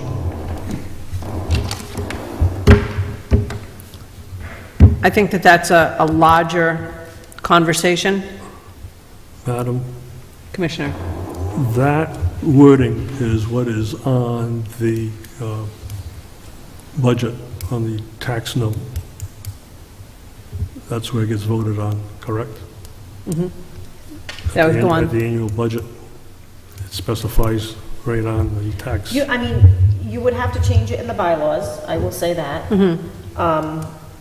And I guess, more in the interest of time, that's a very large discussion, so you can change that anytime. I mean, if that's something, you can't change it until the next tax Right. bills go Of out course, anyway. right. Of course. So, I mean, course. if you want to discuss it for the next half hour, you can do that, or you can move on. Well, I just, Madam Chair, just want to interject on that subject, that if we attempt to do that, one of our General Assembly members will pass legislation to demand that we do that. That's why we did it, in advance of the General Assembly forcing it on us. Well, it wasn't the What are you- General what are you Assembly. saying? It was a Wait, what's he saying? state representative state representative that no longer lives in town. And that's part of the General Assembly. What are you saying, Jim? Yeah. If we, If we changed it, the General Assembly would force us to reinstitute it. to the quarterly? Yes. That was the threat, that's why they made it. All right, then forget it. I wonder where it came from, too. Okay. Karen McBeth. Yep. Oh, she's gone. Okay, moving on. I know. Any other questions? I mean, it's something, I mean, we'll get to it later on. Article 7. And Article 6 on to Article 7. Articles, Madam Chair, Commissioner Champagne. I think you already know what my feelings are. I don't believe that employee benefits belong in bylaws. These benefits here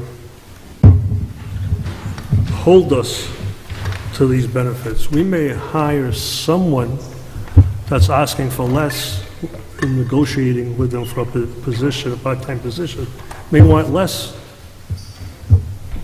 than what's here. Or they may not have the full qualifications. When we hire someone, I believe it should be by resolution as to what the benefit package is going to be for that specific part-time employee. Bylaws are not a place to be putting in employees' benefits and what they exactly are, because every person can be different. It's like a business. A business may pay two different people two different rates depending on their education and with their capabilities. This here is saying we have to do this. This is what it's going to be. Now, I believe that we already have a resolution that addressed this issue. When Bruce, That addresses this there was a resolution for the part-timers and for the full-time employees. for benefits? Yes. No, I don't think so. Well, I may be wrong, but here or there, I believe that's where it belongs. Not in the bylaws, and keep on having a bylaw change every time you hire someone, because someone picks this up and says, how come you're not giving me X number of holidays? You only gave me 6. When the bylaws say I get 12. I tend to agree, Ron, and I would think that this is something that could be a duty of the finance director as one of her employee, same as the chief has his SOGs and rules and regulations, she could do that with her employees in a separate document, Well, individually, or as an employee is hired. We have seasonal employees, tax season, you hire more, correctly? Extra, we worked it out, I worked a little bit in there and helped them, but they did fine on their own. But I would like to say something about that. I understand what you're saying, Ron, and I think in really big companies where you have hundreds and hundreds of employees, when they hire somebody and they really want that person, and that person says, okay, I want 4 weeks instead of 3, that is a negotiating factor. We have 4 full-time admin, non-union people, and 1 part-timer. If we have one that's getting 6 holidays and one that's getting 12, and they both work the 35-hour week, that's not going to make for a really good employee, just employee harmony, environment. I guess the question, I'm not, Diane... a lot of this was put together by the town. I agree, Di. I do agree with you. I'm just disagreeing that it doesn't belong in the bylaws. It belongs by resolution. I copied this from the town, basically. I just want to, because this has been brought up a couple of times tonight. For better or for worse, these bylaws can be changed anytime, just like a resolution. So this isn't like the town's ordinances that requires a public hearing, and I mean, we're kind of looking at these as ordinances, but if you really have an issue with any one of these sections on any given Tuesday, you can make the changes. So I don't want you to feel like you're bound by these bylaws for the next 4 years, or think of it like a resolution, but a very comprehensive resolution of what you want to see going forward. I just want to be clear on that, because I've heard it a couple times tonight. I've never seen where benefits for part-time or full-time employees are in bylaws. I've never seen it. Well, they're in the town's ordinances. Town ordinance, but not bylaws. Well, but again, and we're looking at these as our ordinances. We don't need to have ordinances, thankfully, which is less of a cost. Right, But I think from Diane's standpoint, and I think frankly, I mean, I can bring up the word discrimination, and if you don't have something in writing that says this is what all of our full-timers are going to get, and this is what all of our part-timers are going to get, it's not going to work out if you're giving different people different benefits, whether it's vacation or holidays or anything. We're going to have a problem if it's not in a document. Every business in the country must have a problem then. No, I think businesses have to be very careful about being equally treating everyone the same way. Madam Chair? I just don't believe it belongs in the bylaws, my opinion. I'm just wondering, where would it be placed? I think Because we don't have an HR department? It should be a resolution. Diane has a resolution book at the station, and it's in there. When she needs to check on something, she goes to it. It's a resolution that's approved by us, and then it's not changing a bylaw. She comes to us and say, hey, I really need this person, and this person excels so far ahead that I want to give a couple more bennies to her. We can't because it's here. Well, you can at your next meeting. At the next meeting, you change the bylaws again. Well, instead of doing a resolution. I'm not trying to be difficult, but this is just like a resolution. You're essentially enacting a resolution tonight to enact your bylaws. I tend to agree with Ron. I think that we should take this, get rid of it, make it next month, we can't make resolutions tonight because it wasn't on the agenda. Next month, we take the word for word you used into a resolution next month and approve it word for word as a resolution, not in the bylaws. We might as well put the chief's contract in the bylaws too. Well, that's completely different. Yeah, he's an employee. Madam Chair, Commissioner Spellin. I agree this doesn't belong in the bylaws. I think it shouldn't even be a resolution form. I think it should be in a personnel policy that we have. That can be changed at any time without having to amend the resolution, amend the bylaws, because these are just benefits. They're nothing carved in stone. Because that was my problem with the first board when we hired everybody. None of this was spelled out to us. And how it ever passed when nobody cared, I guess, but, you know, now we know what it is, but it should be a policy, not... So I just want to, so you said it wasn't written. That's why the finance director wants it written, so that And I don't it's mind it clear being that- written, but in a policy form. But that you have to approve, right? That you would have to approve, this Yeah. board would have to approve. Right. As a So resolution. you're approving, I know, but this is a resolution. No, this Yeah, is then we have bylaw. to keep This amending this is this. bylaws. Well, as your policy. counsel, I'm telling you that you are resolving tonight to adopt these bylaws. It is no different than passing a resolution. The finance director is asking you to include this to be fair to all employees. So whether we take this section out and put it into a resolution the next, it's the same thing. I just want to be clear about that. Okay. Thank you for... So, do you want to put a motion? I make a motion that we remove Article 7 from the bylaws. Okay, here's a discussion. Well, there's no second yet. I know. Second. Second, okay. Motion by Commissioner Santoro, seconded by Commissioner Champagne. What if we did this? Because if we're voting on these bylaws, I don't want to lose this piece for a month. Would it make sense to come back at the next meeting with a resolution to remove this from the bylaws and then move it to another document? Absolutely. Next month, like I said, next month, 100%, word for word, resolution, number one, absolutely, 100%. But that's not part of the motion tonight, though. But I agree 100% with that. Because I don't want to have I'm not comfortable, and this is my discussion, I'm not comfortable removing it immediately tonight. I'll put that in the motion, removing it. Because I don't want to, this Well, if you want to know, disappears. he'll remove his, if he wants to, he can remove his motion. I'll second it. But you'll have to make a motion that we address it next month I'll by add way it. of a resolution document I can just add We'll it. give people a month on to think the about it. personnel. I'll just add it, Ron, I'll just add it. I make a motion, we remove Article 7 from tonight's bylaws to be addressed at the November meeting in the form of a resolution. No. Tell me how you want me to word it, and I'll word it that way. Madam Chair, what if Commissioner. we go with, he removes Article 7, and then we table the vote until next meeting on the bylaws?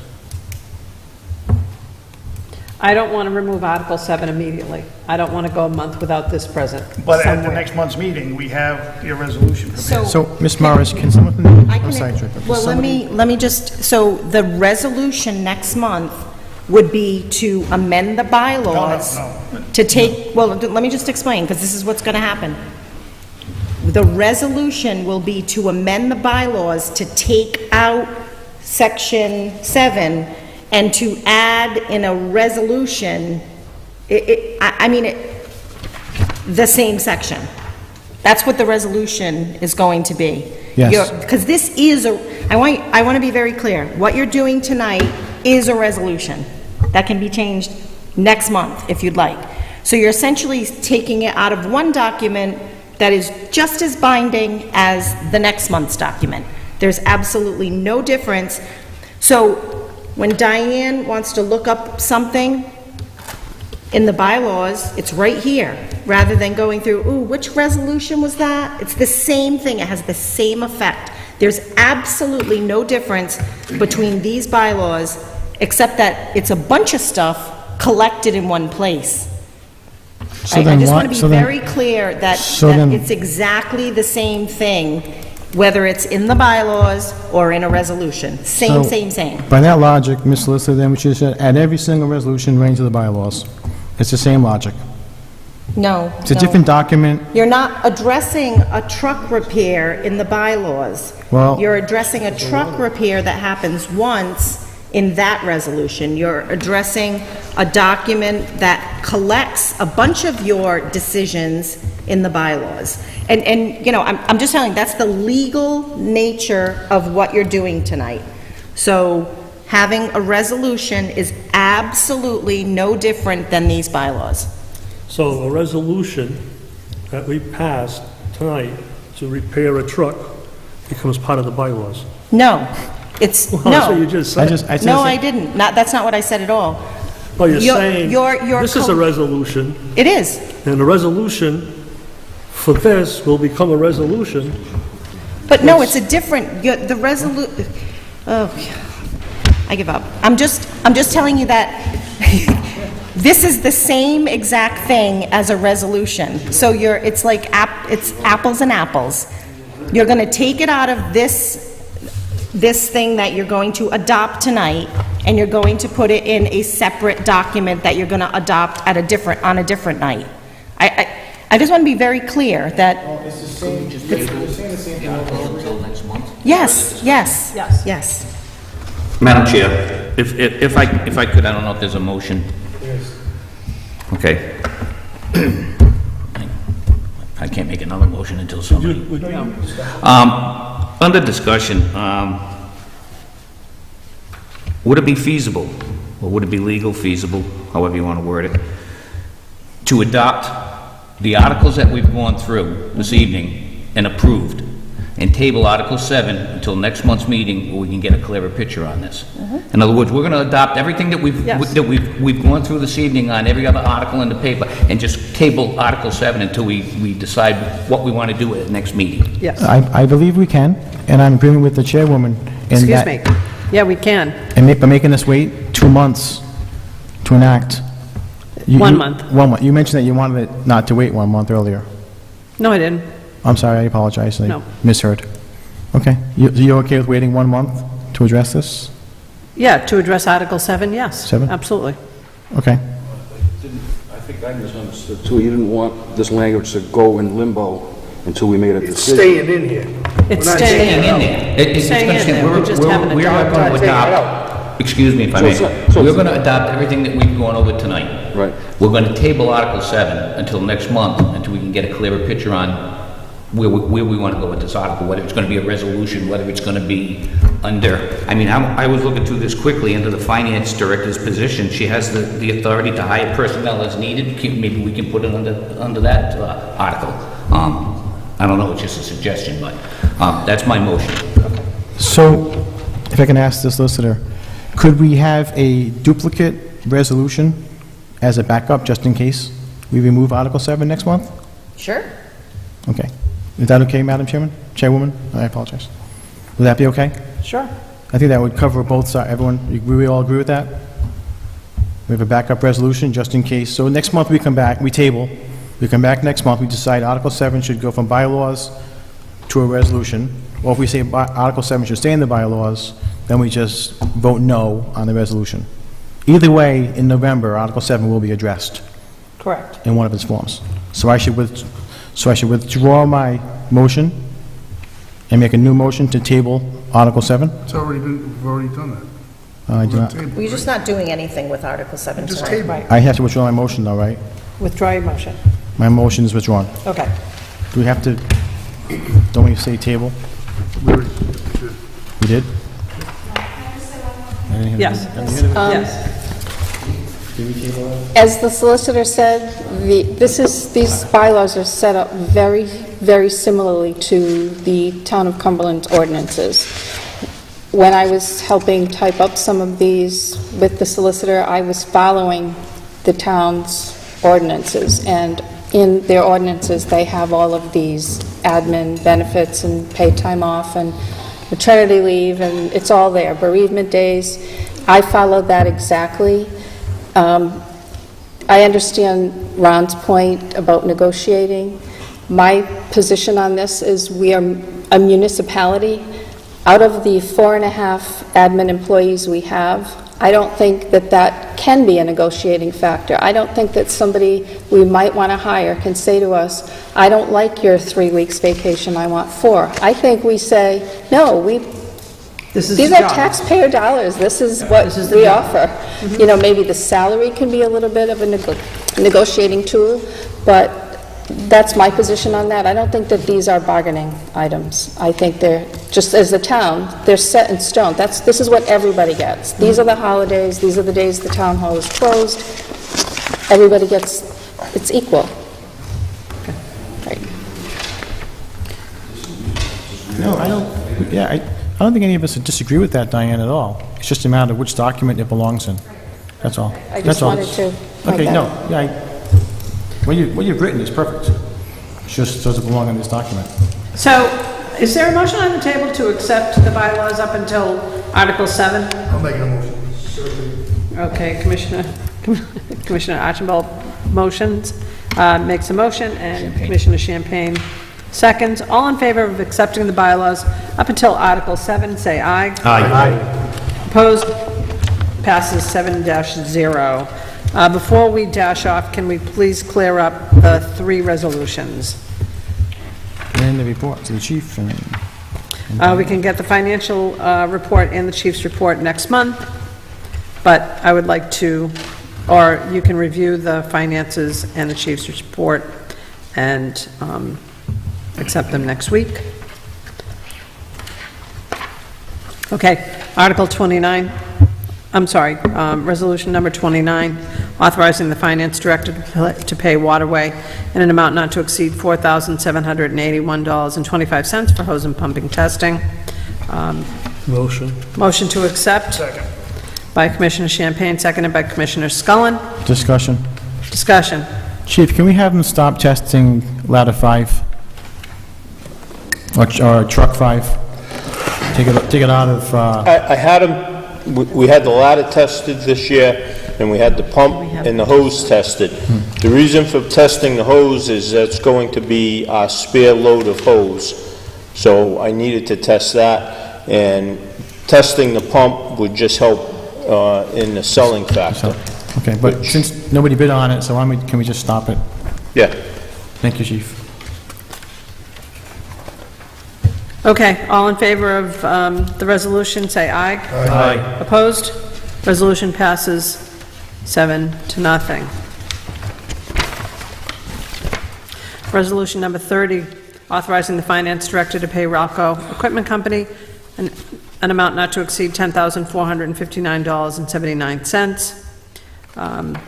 All in favor, is there... Motion. Motion by Commissioner Champagne. Second. Second by Commissioner Santoro. All in favor of accepting, is there any discussion?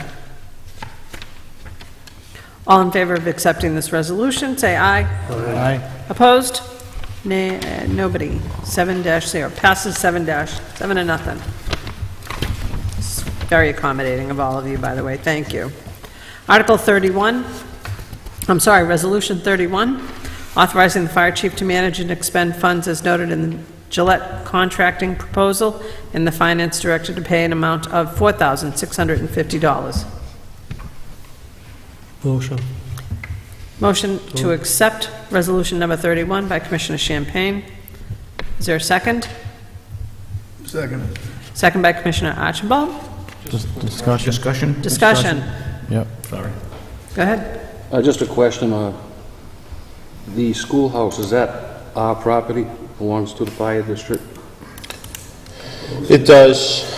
We went through this with the prior fire commission. It is a building that we are responsible for. Part of the problem was some trees that were around the building holding the moisture in. We have had the trees removed after a discussion with the historical district committee to make sure that we weren't violating any rules. We did consult with the HDC to make sure there was no specific limitations on what we could put on for a roof. They just asked us to stay in a period of, a light gray or a black roof, not a bright red roof that wouldn't have been in character with the building. Okay, thank you. Madam Chair, Commissioner. just a quick question, Chief. Is there any reason we should go with the lower bidder? I know it's only a couple of $100. Deputy McCabe actually solicited, or tried to solicit 3 bids on this. 2 were returned. We have a relationship with Gillette Contracting. He's done work at 2 of the other stations for us already, Station 5 and Station 4, complete roofs with being on time, with good quality work throughout. He did an emergency repair for us at Station 1. It was Deputy McCabe's recommendation that because of the goodwill that we've established with them to just go with Gillette. And there was a question on the shingles. There was 2 different quotes on the shingles. So we don't know if that was the $200 or not, but basically it was because of prior workmanship performed by the Gillette Contracting. Thank you. Chief, any way we can dump this building? Please? Any way we can dump this building? No. We're not using it. Are we using it for anything useful? No. Besides just... I have a better chance of walking on water in the pond in the back than getting rid of that Can't sell building. it? Really? Since when? That's part of the whole Arnold's Mills area. It can't be put up for sale? We would run into great deal of public retribution if we tried to do that. A great As deal. opposed And the to usefulness, I don't know how we would even market it. Well, number one, you couldn't even market it because it's on our property. Sell the piece of the property, I mean, What? we're maintaining a building Well, we're not using, we're maintaining the liability. Piece of property, it's Somebody only, goes in and gets hurt, it's we own only it. 20 feet away from the main building. I understand it's Well, historical. that's not entirely true. We have, Station 5 has their exercise equipment in there, and we do have some record storage in there. So we are using the building for some of our functions. You've had meetings here in the past also. True, yeah. You went to school here. Who did, Ronnie? Jimmy? Jimmy, That's why it's so broken down. All right, let's just vote on it. but there's no, I have one quick question for the chief. After we approve this motion, Madam Chair. It'll take 30 seconds, not even 20 seconds. After we go, I have one quick question for the chief. I still have a question. You did? Yeah. Where? May I ask it? My question? I'm sorry? My question? No, I have a question. Oh, okay. Oh, brother. So can I ask now?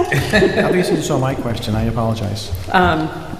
So I understand that Gillette is not the lowest bid. Correct.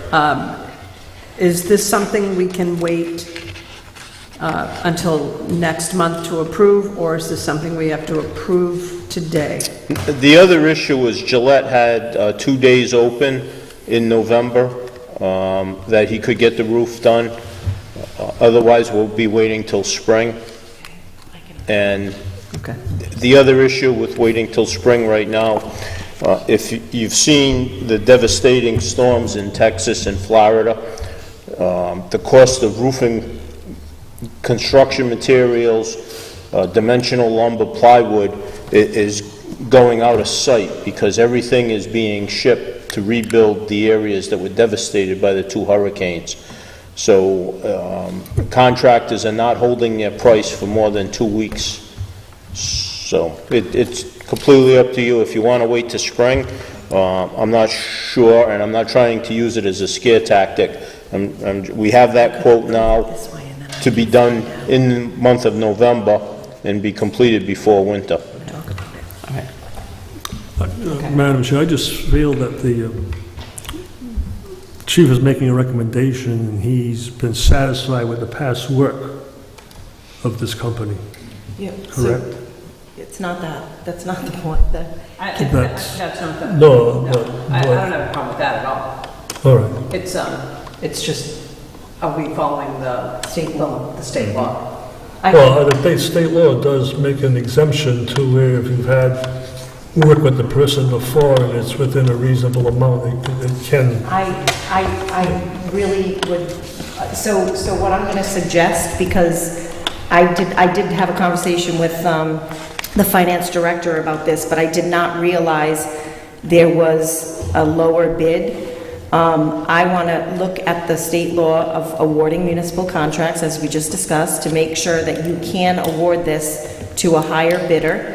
It might be that fire districts aren't included in that law, and if they're not, then you know, the chief can go ahead and hire Gillette. What I'm suggesting is that you amend the resolution to say that you're authorizing the fire chief to manage and expend funds and remove as noted in the Gillette contracting proposal, and the finance director to pay an amount not to exceed $46.50. If I find that he can award the contract to Gillette, he will be able to move forward.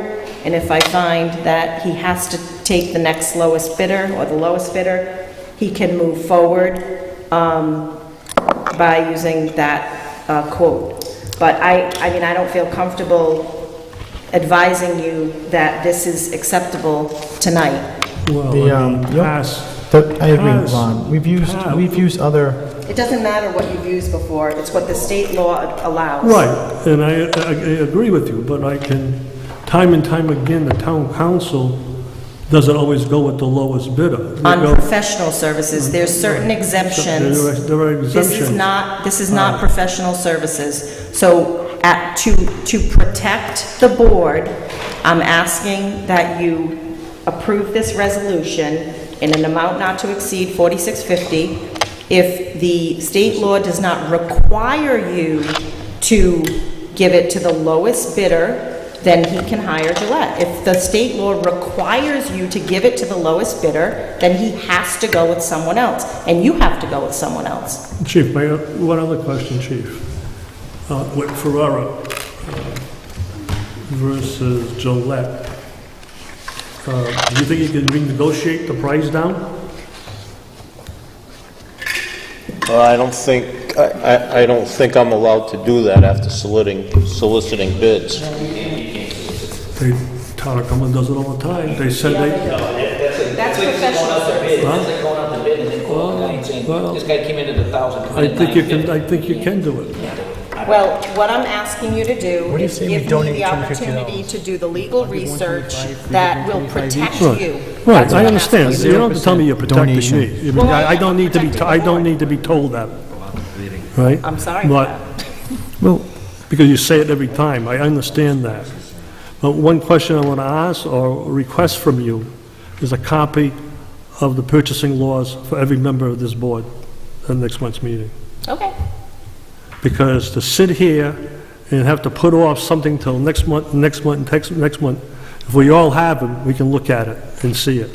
and I'm not asking you to put it off. I'm asking you to approve the resolution. Right, I understand that, and but an I'm amount just not to saying for exceed. general knowledge for 6 other people here, including myself, because what I used to deal with, I no longer deal with, so it's been a long time. There's no doubt there's been some changes. So let's all become knowledgeable, and could you get us a copy of the law?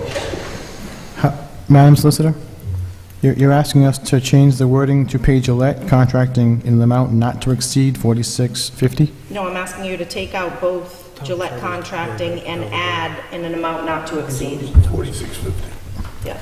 So you do not want the contractor named anywhere in this bid? Right, because if he's going to go with someone else, then... Understood. Keeping in mind that we are entering the winter, and that $233 discount that we're getting from the second bid in the middle of a snowstorm or winter when they're available to do it is going to be eaten up in the middle of December, January, February, and the roof needs to be done.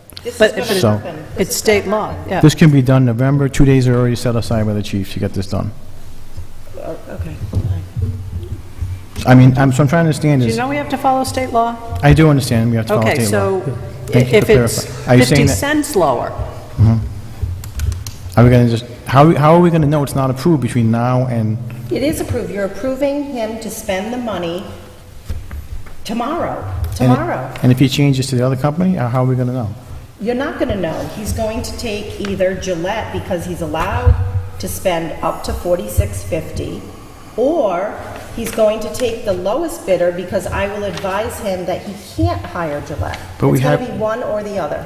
And we have not had, as a committee, a chance to review and discuss the second bidder.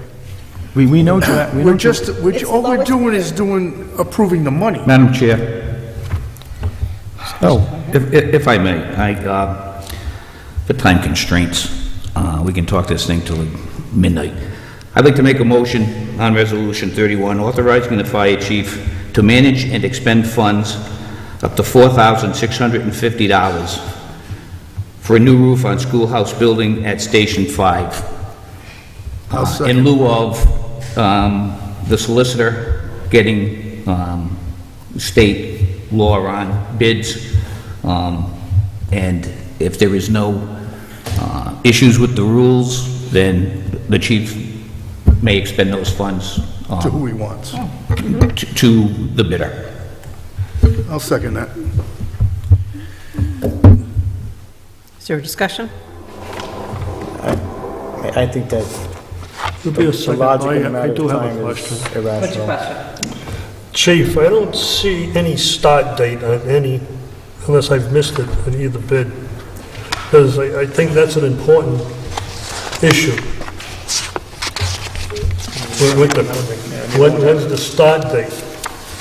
You know, the start date for Gillette might be a lot sooner than for Arrow. I mean, you know, that's... It's not neither bid, though. No, but I'm just saying, on either bid does not tell us what a proposed start date of. No, we don't want to table it. We want to give the chief the opportunity to pay for it. And do it, and Unless do she the finds work. it's different. It's just changing the motion, and we have to wait to state law to find out if we can change the bid, accept a If we- higher bid. if That's we- all we need to find out. That's right, but also at the same time, we need to know a start date, because... Right, and we need a start We date. need a start date, because when that solicitor comes back and says, no, you have to go with Gillette, but Gillette says, I can't do it till February. I'm gonna that's tell him good. tomorrow Yeah. who he can go with. Right. It's gonna be either Gillette or the lowest bidder. Whoever it is can start tomorrow. But there's obviously a reason why Deputy Chief McCabe chose a more expensive one. Oh my God. Right, but it's a state law that says that it's, I understand he's state law. bypassing the state I law. understand state law, so then maybe we have to rethink and get a different bid. We don't know, none of us have even gone through what's gonna be done. It doesn't matter. It does matter. We've already got 2 bids. That's all they got was 2 bids. So we have not gone through the review each job of what will be done with each bid. It's the same thing, you're replacing the roof. But there are individual aspects of replacing a roof. Sometimes you put shingles on top of shingles. They both bid Sometimes the you same leave them. thing. I'm talking to the solicitor, please, sir. They I'll both recognize bid the you. same thing. They bid, if, They both bid Okay. the same thing. The same job. did you So- compare so, the actual... Commissioner decision? Santoro. Yes, Exactly the same.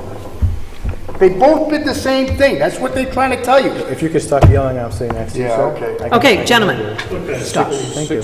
stop. There's a motion on the table to, that Commissioner Hogan made, allowing the chief to expend the money. And we know that if we don't have to abide by the state bid based on a variety of reasons, then the money will go to Gillette. We've had a discussion. I'm stopping the discussion. Let's vote on this resolution. All in favor of accepting the resolution, say aye. Aye. Opposed? No.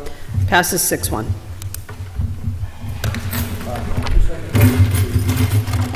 Chief Finley, any luck on safer grants for town of Cumberland? Safer grants? No, excuse me. No, this isn't on the agenda. The chief's report. We're not doing the chief, we tabled the chief's report till next. You can call him. Motion to adjourn? Public comment? I should go to the podium and ask that Nice question, job, shouldn't thank I? you. Thank you for your pen. Is it? He is biased. Is there a motion to adjourn? Motion. Adjourn. Motion to adjourn, all in favor of adjourning? Aye. No. Passes. Let us adjourn this meeting. Thank you very much. 6-1. I know this was a very difficult evening. I appreciate the seriousness and the integrity that you brought to the table. Thank you. I think we did a good